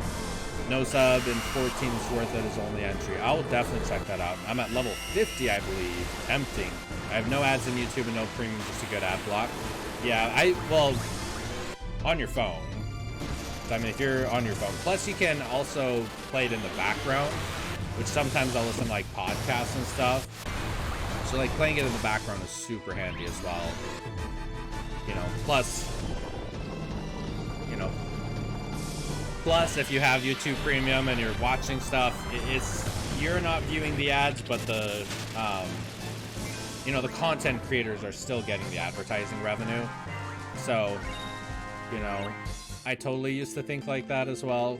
But like, as you kind of start developing content and like posting stuff on YouTube and looking at YouTube, Twitch, all these places as ways of getting like side income, to kind of start pushing the corporate job more and more to the side, I'm more and more okay with paying for YouTube Premium, knowing that when I'm watching stuff, little pennies here and there are going to the content creators, it goes a long way. It helps them out a ton. So that's at least my feelings on it. Right, I gotta lurk, need to nip out, have a good one, dude. You're awesome, Money. Thank you so much for stopping by, dude. Thank you so much, dude. Let's see, yeah, phone has that problem, by the way. Thank you for the follow here on YouTube. Oh, nice. Absolutely, man. Yeah, I'm like reaching out to people like I also follow on Twitch, and like if you guys got like Twitter or YouTube, like I'll be sure to check you guys out and follow everyone there as well. So for me, it's not even just about Twitch. It's just about it's like about the whole community of it, and that involves YouTube and Twitter. And I know for some people Discord's a big part of that. One of these days I'll get into Discord. That's a whole nother beast right there. Send you pics on ends to start. Oh, you're good, Money. You're good, buddy.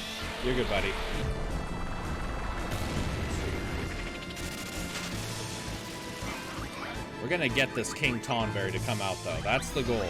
That is the absolute goal. I should probably save, like leave and save. I'm just worried if I leave, if I leave Central Ruins, it's not gonna like lose my progress, right? Like I can leave and come back. Ben sending nudes? Money, Ben sending nudes, what? Oh Lord, oh goodness. Maybe.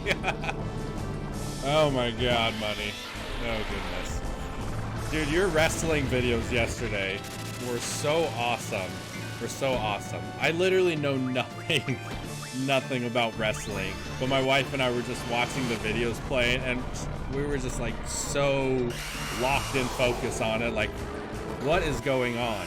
I've literally never seen a wrestling match like my entire life, aside from like high school ones. So like watching all of this, I'm like, dude, this is entertainment value right here. It was good stuff. It was good stuff, money. Super entertaining, man. Oh, right. Sending pics of walkthrough of 10 to, oh, his and her gaming, so you get the destruction sphere from Ice Temple. Oh, nice, nice. Man, they're already at Makalania Temple? Man, they were just at the Thunder Plains, right? They are just making progress. Yeah, I'll definitely have to stop by their channel and say hi and give them some love when I'm done with my stream for sure. The Final Fantasy community. We are a big community. Got a lot of positivity, a lot of love here. Yeah, the destruction spheres. I think it was Makalania Temple. That one took me forever to figure out. I felt like that one was even harder than the VIII? Yeah, I really enjoyed it. Gotta go. You're still on when I get back. I'll come back and say awesome, money. Thank you so much for stopping by. Always, my friend. Let's see. The is annoying. The is annoying. That's probably the most annoying one in the entire game. Having to like maneuver around all the, yeah, that part was annoying. I think the Kilika, oh, Jose Temple, those ones are pretty easy. But yeah, I thought Makalania was pretty good too. I just remember, I think I missed Makalania Temple, like one of my very first playthroughs of 10. Without a guide, Final Fantasy games can be pretty tough. You know? Especially in 10, man. Those mini games are brutal. Those mini games are just absolute brutality. The lightning dodges. Oh God. Man, I could talk about the mini games of Final Fantasy X for hours. How frustrating they are. But it's all good, you know? I imagine the people who did the lightning dodges, I imagine the people who did Blitzball, I imagine the people who did, the Chocobo for Tidus' Celestial Weapon. I'm sure the satisfaction was immense for them. I never got those ultimate weapons myself. Never, ever once got them. Maybe one of these days, though. Maybe one of these days. Took me a while to get Anima without a guide. Anima. How did you get Anima again? I think, is that the one you have to complete like all the other ones? I remember it's at the, is that the part like the, when Tidus falls into Spira after Xanarkand? Yeah, it's that place I remember. I remember the Magus sisters. They were a pain in the ass to control, but they were pretty powerful. I never got the lightning, the rest, yes. And then Baj Temple, that was it, yeah. That's a cool name, Baj. That is a cool name. My wife makes pet apparel and like pet accessories. So we always are on the lookout for like really interesting names to name them. Baj, I think, is pretty cool. Totally random thought, just out of left field, but yeah. How did you get that one again? Is that the one you have to complete all the other ones in order to get it? Is Anima like the very last one you end up getting? Dude, the overdrive, the limit break for Anima is probably the coolest limit break summon final move in the entire series. I mean, Ifrit's Hellfire is pretty damn cool too. I love Ifrit's Hellfire, especially in Final Fantasy VIII. But dude, Anima in Final Fantasy X is just so cool, so freaking cool. You have to get all the destruction. Oh, that was it. Yeah. I mean, so technically, then you do have to get all of the other ones, right? Because you also have to do the Magus sisters and get their destruction treasures. So technically, Anima has to be like the last Aeon summon you get, right? Man, Final Fantasy X. Oh, the sisters don't count. Interesting. Interesting, interesting. Alright, Magus is the last. I'm gonna get some sleep. Enjoy the stream all. Thank you so much for stopping by, Porto. Absolutely loved having you, buddy. Absolutely loved having you. You get some good rest, okay, man? Alright, let's see here. Oh. My puppy wanted to... Oh, she loves to come say hi. She's saying goodnight, Porto. She's saying goodnight, Porto. Alright. Yeah, you're cute. You want to get down? Can you get down? You're so cute. I know. I know. You're so cute. Oh, my goodness. Dogs are cute. Yeah, you're cute. Let's see here. Do you think Final Fantasy X is your favorite Final Fantasy, Zephyr? Zephyr 85.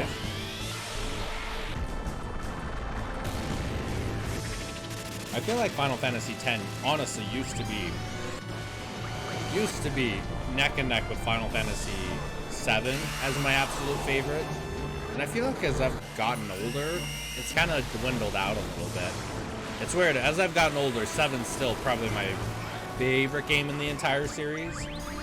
But yeah, 9 has kind of become also like my other favorite. And 10 has kind of dwindled a little bit. Not really. It is one of my favorites. What's your absolute favorite then, Zephyr 85? Let's see. 6, 7, 10, 12. 6, 7, 10, 12. A little bit of everything, right? What are your feelings on 8? I'm super curious then. What are your feelings on 8 and 9? Let's see. Those are all phenomenal picks, by the way. 6, 7, 8. I would honestly say of 6, 7, 8, 9, 10, and 12. And 12. I probably would say story-wise, overall-wise, 8 probably is at the lowest end of them. It probably is like last place from those ones. The music, easily top tier. 8, I done 100%. You got the platinum on 8? You got the platinum on 8? Nice. 9, Ozma kicked my ass back in the day. Dude, everyone says that. Everyone says Ozma, like, destroys them in Final Fantasy 9. Every single time I play Final Fantasy 9, I've beaten Ozma on my very first time. Like, I haven't died a single time on Ozma. I don't know if I'm just extremely lucky, but, like, I've never died a single time. And, I mean, I've played 9 probably 4 or 5 times. Oh, oh boy, do you guys see it? Do you see who popped in? Do you see this? Oh boy, this is the big guy. This is the big one. I really hope I don't die. I don't think I've saved it all. Oh man. That's it? He's got cure magic. All right. Okay, I guess we'll just kind of go Diablos. Let's see, because I never used guides and didn't know how to do the side quests to lift his berries. Gotcha. Yeah, I think I must have like lifted his barriers just kind of, because I usually like to do a lot of the side quests in 9. I actually like a lot of the side quests in 9. As weird as it sounds, Chocobo Hot and Cold was extremely addicting for me. I love Chocobo Hot and Cold. It's so fun. It's so annoying, but it's so fun. So, yeah, I remember I think the only thing in Final Fantasy 9 I've never gotten once is the Steiner's like Excalibur 2. That sword you have to get for like speed running the game. That's the only thing I don't think I've ever gotten. And I hate stuff like that. I hate stuff like that in a video game. Like where you get some special weapon or special item for speed running the game. Ooh, that missed him. Really? I'm not super... I mean, it's a cool, like... It's cool for speedrunners, but I don't think most people are speedrunners, you know? So, mostly everyone else is kind of missing out on that. 8, I don't have the Platinum Trophy. I done 100... Oh, on the PS1. Gotcha. Nice, that's awesome. That's awesome. Yeah, I think the one thing I'm a little... I'll have to kind of tackle is going to be that Chocobo thing with Final Fantasy VIII. I haven't looked into it too much. Why is he doing such weak damage? He's doing like 80, 100. He's doing some pretty weak damage, I'll say. Yeah, I think... I wonder how much health he has. Do you see his crown, though? Whoa, what's going on here?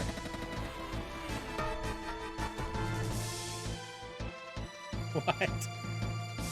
What? Oh my gosh.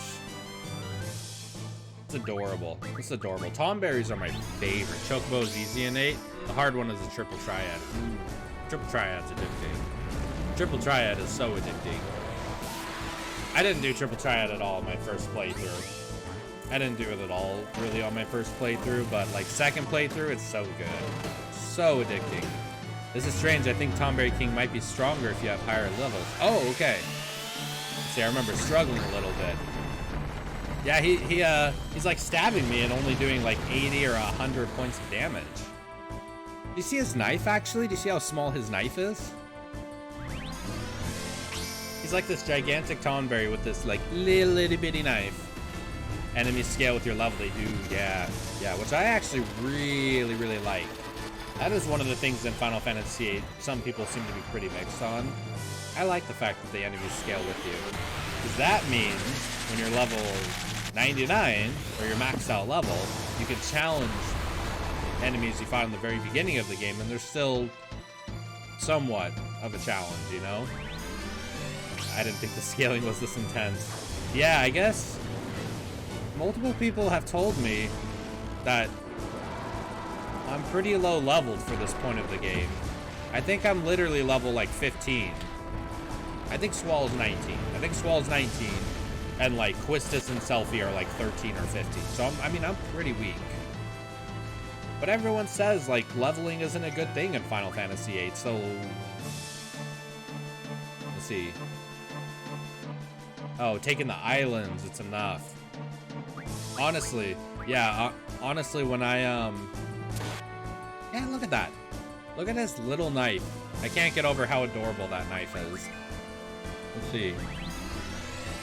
Steam version of the game has an achievement required you to finish the game with Squall's initial level. Ooh, that would be a tough achievement. Everything is so easy if you do it this way. Really? Interesting. Because you junction everything, right? Because you junction everything, probably. Yeah, the junction system kind of like breaks the leveling aspect a little bit. But how you doing? How you doing though today? Ace and Nyx. That's a pretty cool name. That's a pretty cool name. How do you get the summon with 2 of them? I am fighting Sacred, and he runs after I attack him. He's supposed to run.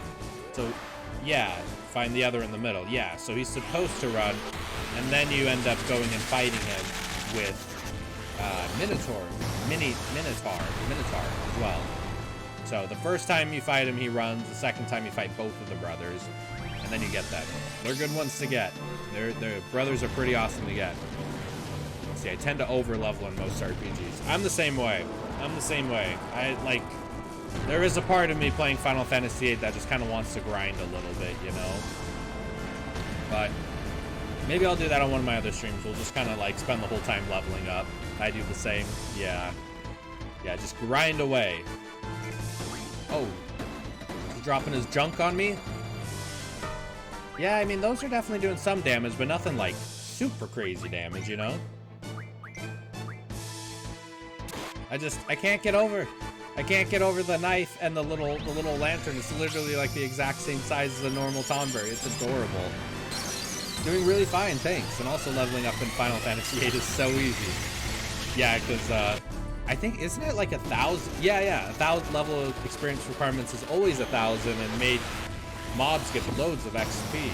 Right. I feel like I've noticed that. Like every time they level up, I'm like, it doesn't seem like they're getting more and more XP.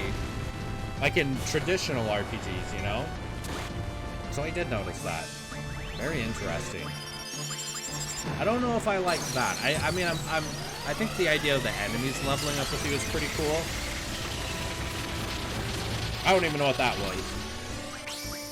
Yeah, I think the idea of the enemies leveling up with you is pretty darn cool. But 1,000 XP each time, I think it'd be better if it kind of leveled up. It's 1,000. So I don't get stuck in story progression mode. Dang, I've been reloading. Oh, you've been reloading? Like loading the save file? Like, why does he keep running away? Gotcha, gotcha. Yeah, so he's supposed to run away the first time, and then you go and find him and the brothers the second time. So, yes, Eden is more. Oh, you get more than 1,000 experience for Eden? I haven't fought Eden, or challenged Eden, or however you got Eden. I didn't even know Eden was a GF until I was fighting Ultimisia. Someone mentioned the spacecraft summon.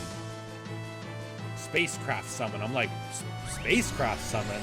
What are you talking about? I'm like, oh, there's a summon in the game that's like an alien spaceship. I'm like, what? What? Eden's the only GF that requires 1k. The other summons are lower.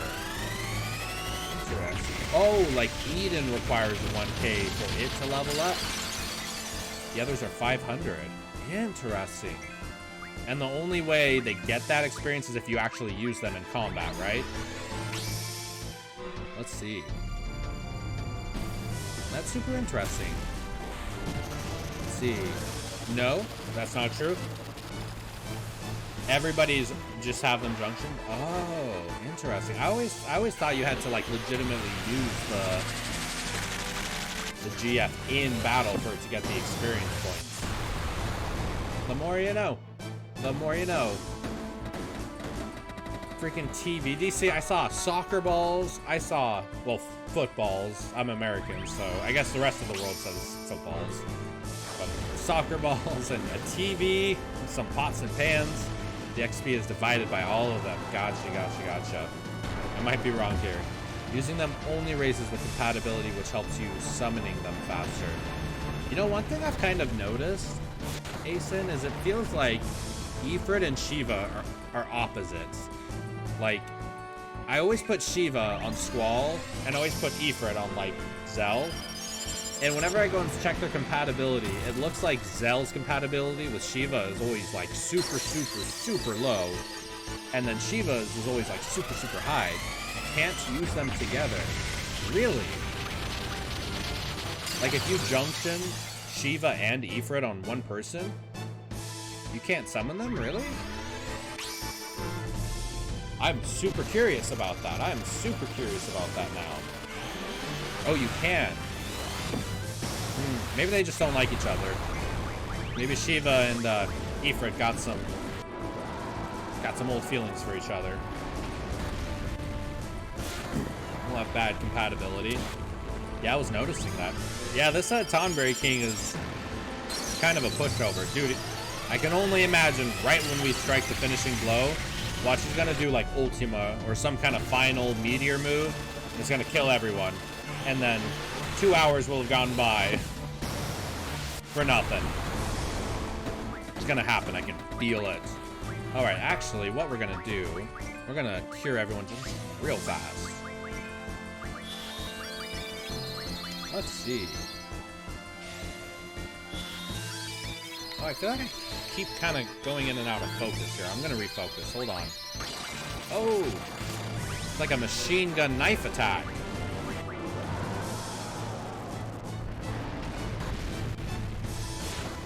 There we go.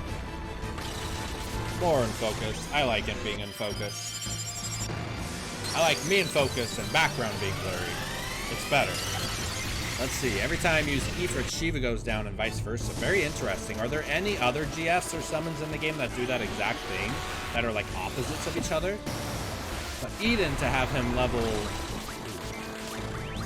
100 and compatibility 100 is time consuming. 1,000, I mean. Wait, you can get Eden to level 1,000? 1,000? Oh, compatibility. Gotcha, compatibility. No, I gotcha. I'm like, wait, I thought the max level was, I thought it was 99. The max level in this game is 100? Yes, that gotcha. That is super interesting. I wonder if there is any other summons or GFs in the game that have like reverse compatibility like that. I mean, I guess it would kind of make sense with Ifrit and Shiva because they're opposites from one another. I wonder if Quetzalcoatl and Leviathan are like that. I wonder. Easiest way to raise compatibility with everyone is using the loves. It raises all GF. Oh my goodness, machine gun knife again. Let's see, it raises all GF compatibility by 20 without lowering any of them. Interesting. Be careful with level 100. Yo, Das Scorpion, how you doing, buddy? I haven't seen you in a while. How have you been? I am absolutely doing triple tryout on this playthrough. And you're right. You are absolutely right, my friend. It's addicting. It's pretty great. Second playthrough and still spamming GS, also not boosting them. I still don't have boost. I still don't have boost learned. No. But have you been though, friend? Let's see. Plus, it's sharp. That's the name of the machine gun knife attack. I'm fighting the Tonberry King, like level 5 death. What's level 5 death? Poison Cuddle. Oh, we should heal her. Let's heal him up. That's really interesting though. Love lugs or loves? I haven't heard of that. I have not heard of that. I'm sure there's a lot of items. I'm sure there's a lot of items in Final Fantasy VIII that I haven't really discovered yet. When I look at refining the card list, a lot of them show items I've never even heard of before. Like Hyper-Wrists or Annihilators or all sorts of interesting items. What I'm gonna do for the right before I go fight Ultimisia, I'm gonna refine all of the cards. Every single one. Every single card in the game, all the character cards, I'm gonna refine all of them. Get all the cool items, cool magic, cool abilities, equip them all, and then we'll go fight Ultimisia. So that's my plan. Love, geez. Oh, refined from Fat Chocobo. Interesting. There's Fat Chocobos in this one? I didn't even know that. Chocobos are my favorite. Chocobos are probably one of my favorite parts of Final Fantasy. It's so good. Insta-kill all multiples of 5, so if your level is 15, 46, so on, you die. Is that like what the love G's refine into? Or like the level 5 death? Oh, or is that, wait, is that King Tonberry's finishing move, is level 5 death? Junk. Let's see. Omega weapon, do that again. Use level 5 death. Yeah, when I was fighting Omega weapon, yeah, he used level 5 death on me. It wasn't that killed me. It was whatever his attack was that did 9,998 damage. That wiped me out pretty fast.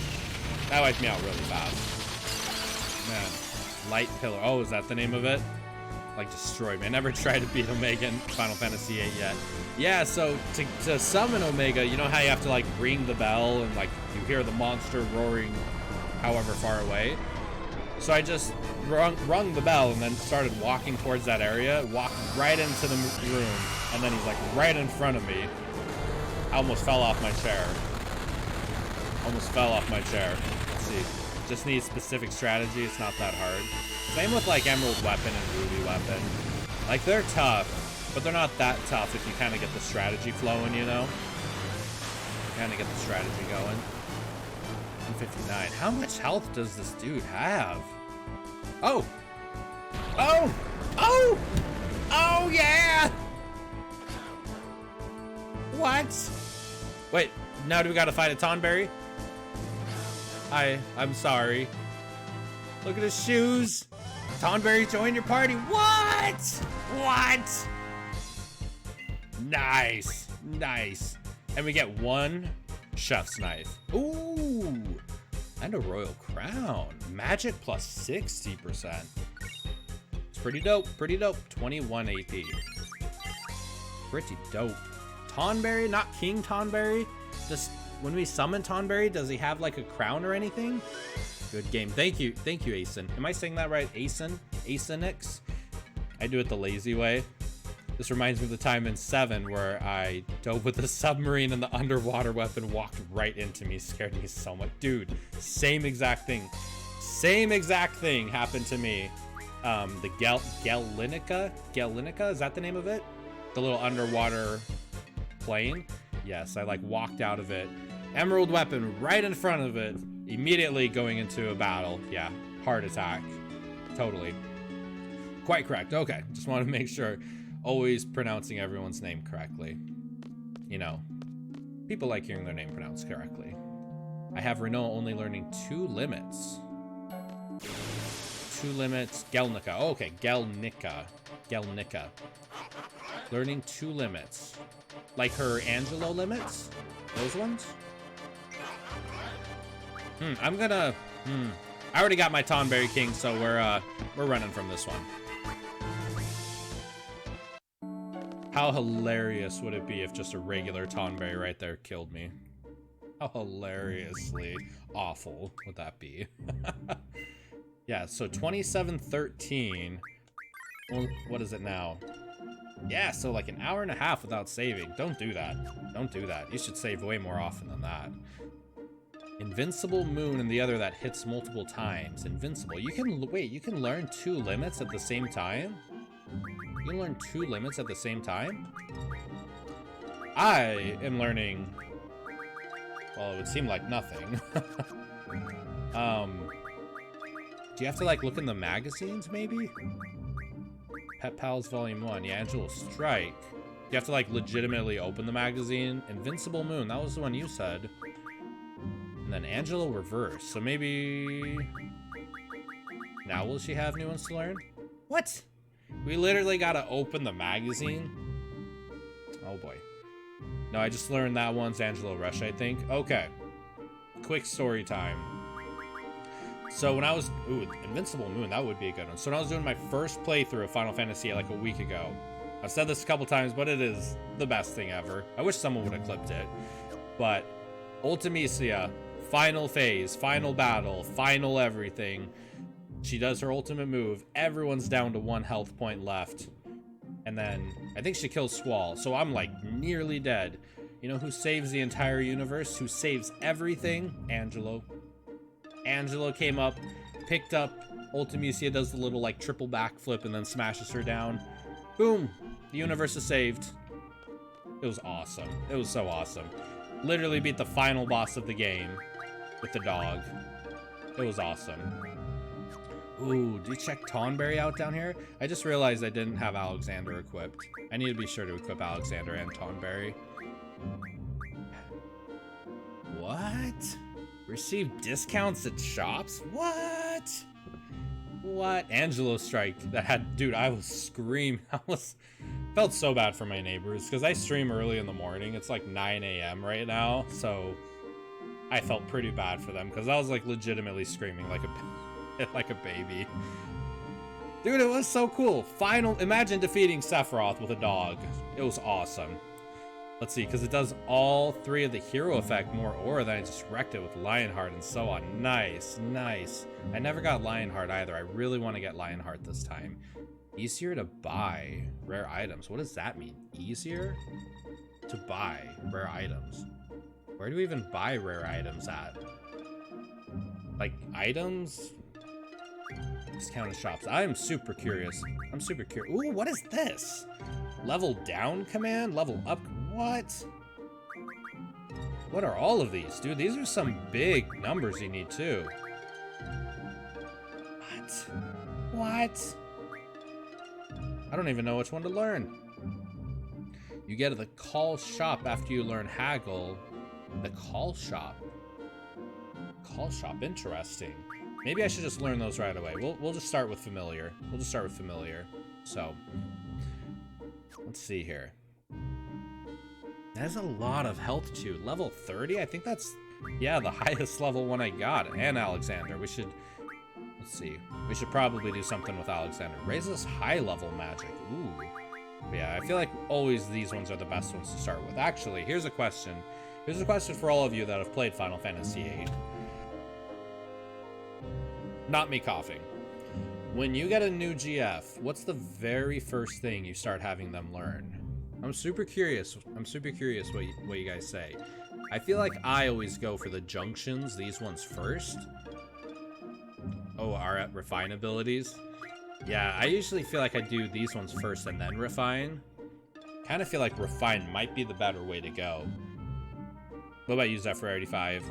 Or even Alex, or any of you guys out there have any opinions on this? Boost, then junction ×4. Okay. I don't think I've learned boost on a single GF. Am I missing out? Jaw Scorpion above seems to think I'm missing out by not learning boost. Should I learn boost? Should I have them all just learn boost? Maybe we should just do that. I kind of like boost, but the stress of overpressing can be annoying. If you're using GFs, then definitely learn boost. All right, we'll just have every single GF start learning boost. Every single GF we're gonna start having learned boost. So you know, oh, here we go, boost right here. I think something that really, oh, does he not have boost? Does Diablos not have boost? Oh wait, he does like gravity magic though, so his is like percentage based, so his probably wouldn't make any sense to have boost. Probably same with Carbuncle.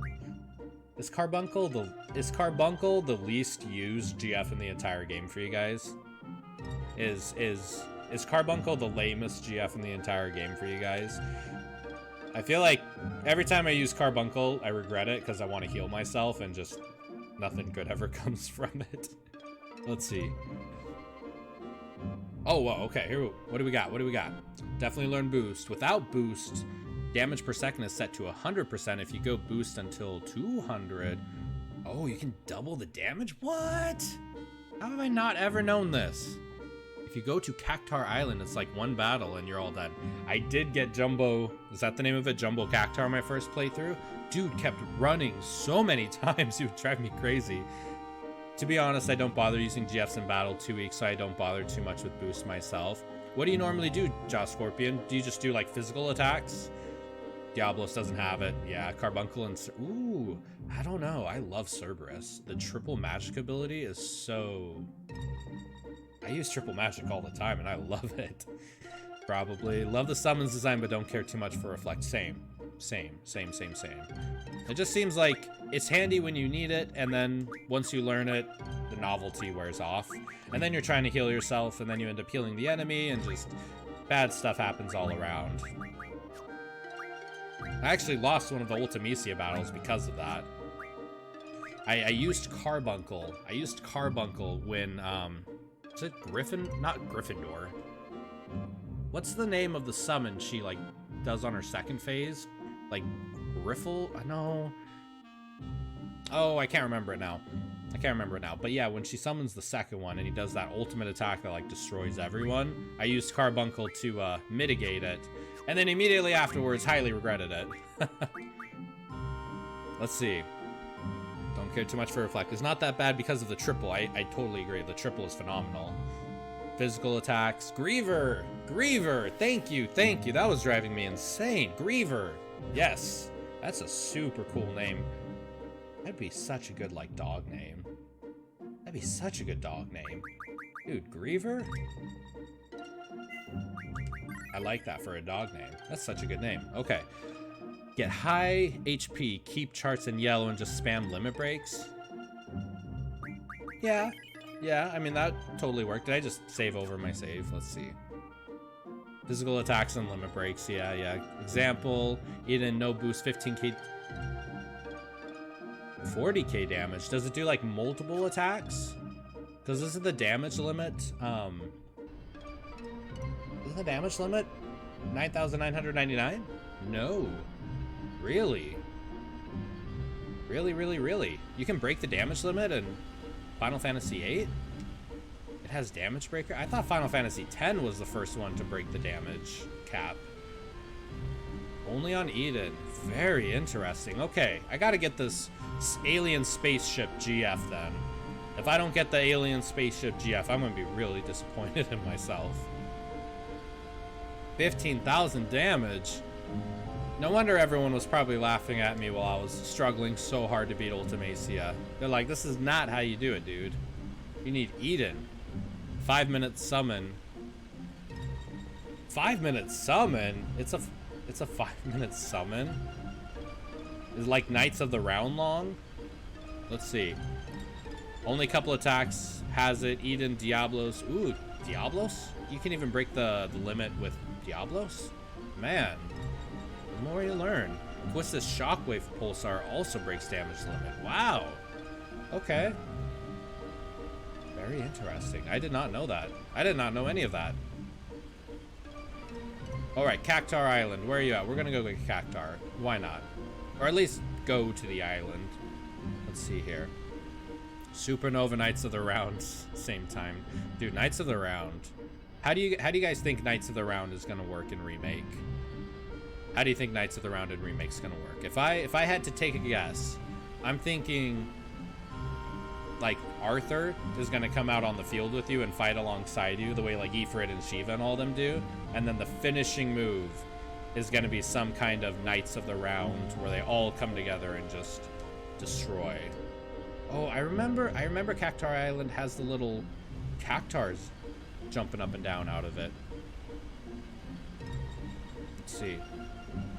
I wonder if we'll have Knights of the Round. I wonder if we'll have Knights of the Round in part 2 of the remake. Probably they will take turns and then all attack. That would be cool. I just feel like if we have like 13 knights literally out on the field, that would just be chaotic, you know? I feel like if we just have like King Arthur out on the field with his sword, whooping butt, and then the final move, dude. If the final move is like the original summon in Final Fantasy VII, that'd be so cool. Takes them into the abyss and they all just like beat the crap out of him. That'd be so cool. Cactar Island. I know you're around here somewhere. Probably will take turns, then all attack. That'd be interesting. Yeah, the one that like summons the meteors down to fall on you is pretty cool. The one that does like the... Oh, did I really just pass it? Really? I know it has the little cactars just poking up. Let's see, you need that... Oh! I need the airship to go to Cactar Island? Gotcha. Well, that would make sense. That would probably make sense why I'm struggling to find it. Okay. So let's see here. I guess the next place to go would be Adia's Orphanage, though. That's the next part to kind of advance the story a little bit. Let's see. Where are we at? Where's the beach? The beach is over here, I think. Airship gives you access to Jumbo Cactar, but you can go fight Cactars now. You can see it, but will not go there. Interesting. So Jumbo Cactar won't even pop up until you have the airship. Very interesting. For some reason, I even thought Central Ruins was on the other continent. I thought it was by Estar. Guess I was totally wrong. Adia! Where are you at, Adia? I was gonna say, I think it shows on the map. Okay. Man, navigating the world is only half the battle. Let's see. You can see it, but will not go there in the desert. You can get cactars. Cactars are pretty darn cute. Cactars are one of my favorite parts of Final Fantasy. Let's see here. Oh, and of course there's a random encounter. Let's see. Alright, we're just gonna knock him out. And let's see. 9 was better that you choose the location and it goes there alone. It was better that you chose location of time. Extreme 2. Let's see here. Oh man, dude, the random encounter rate in this game is just insanity. This might be the highest random encounter rate in like the entire series. Well, I haven't played the entire series, but 6 and above, it feels like this one is the most random encounters that pop up. Alright, let's see here. Let's see here.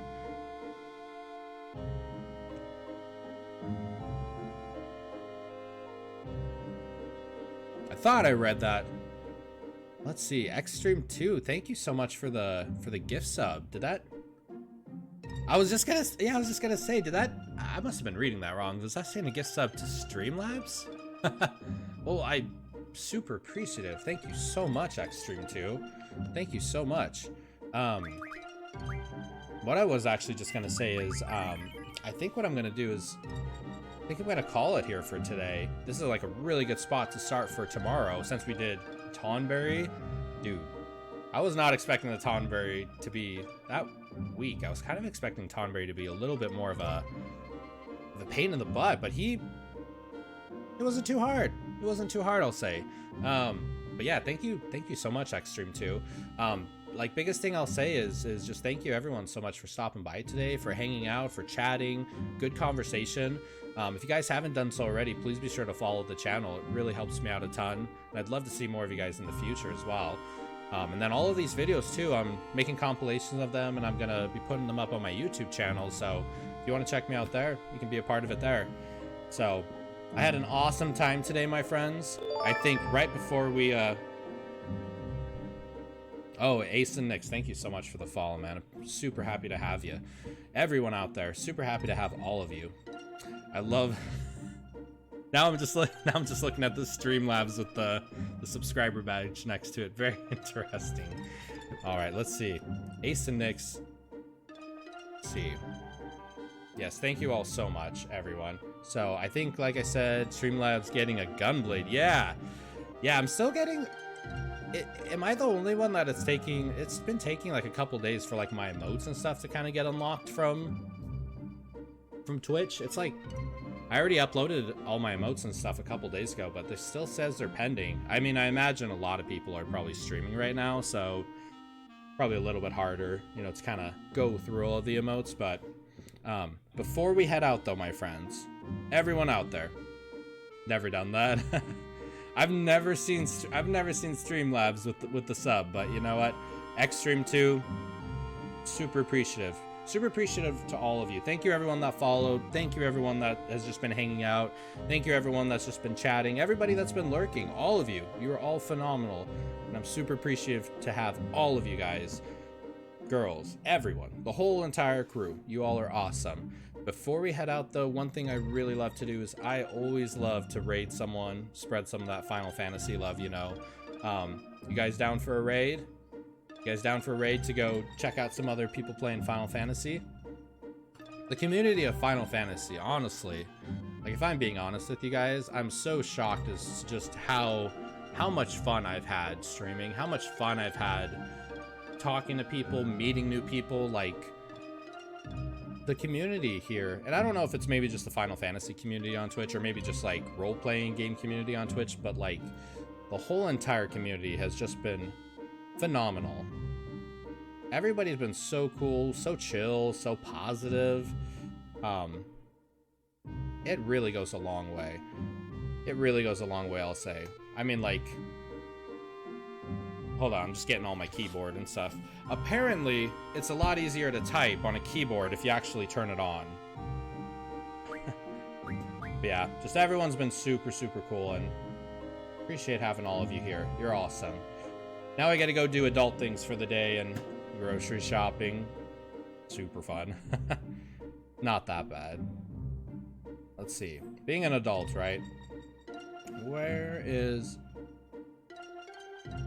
Sorry, thank you guys so much for your patience. By the way, the Squares offering started for free. Yes, dude, Zephyr, we were talking about that earlier. The amount of people, or the, sorry, just lost my train of thought. Sometimes my train of thought just like totally goes out the window. Yeah, with, they're offering Final Fantasy 14, like a starter edition for free? That's insane.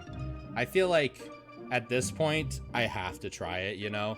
I feel like I have to try it, especially if they're like offering it for free. Like, it would just be too good to not do, you know? Yeah, everybody's been saying it's phenomenal. Man, I'm having like brain fart moments. What the heck? I'm sorry, guys. 1, 2, 3. Here we go. All right. Yo, Corey, what's going on, man? How you doing, buddy? I'm literally just about to start a raid here. For some reason, the raid thing's being a pain in the butt, so I just want to make sure I'm typing it. How have you been, though, man? Corey was literally like my very first follower. Corey was like my very first follower. I hope you're doing amazing, dude. Let's see.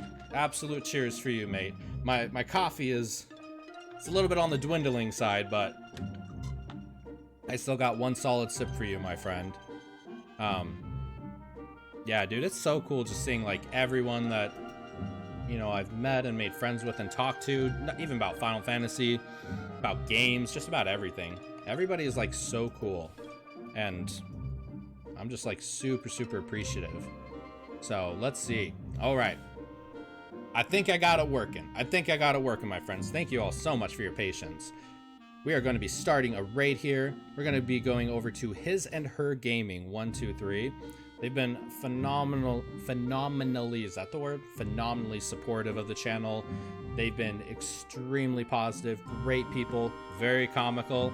You know, comedy goes a long way. So let's go raid them. Tell them Zephyr sent you. Give them some love. Corey, oh, got W2 in the post. One to follow. Absolutely. Give them a follow. They're phenomenal. And I'll be back same time tomorrow, 7 a.m. Pacific Standard Time. So I hope to see you all there. Have an awesome day, my friends. Raid time!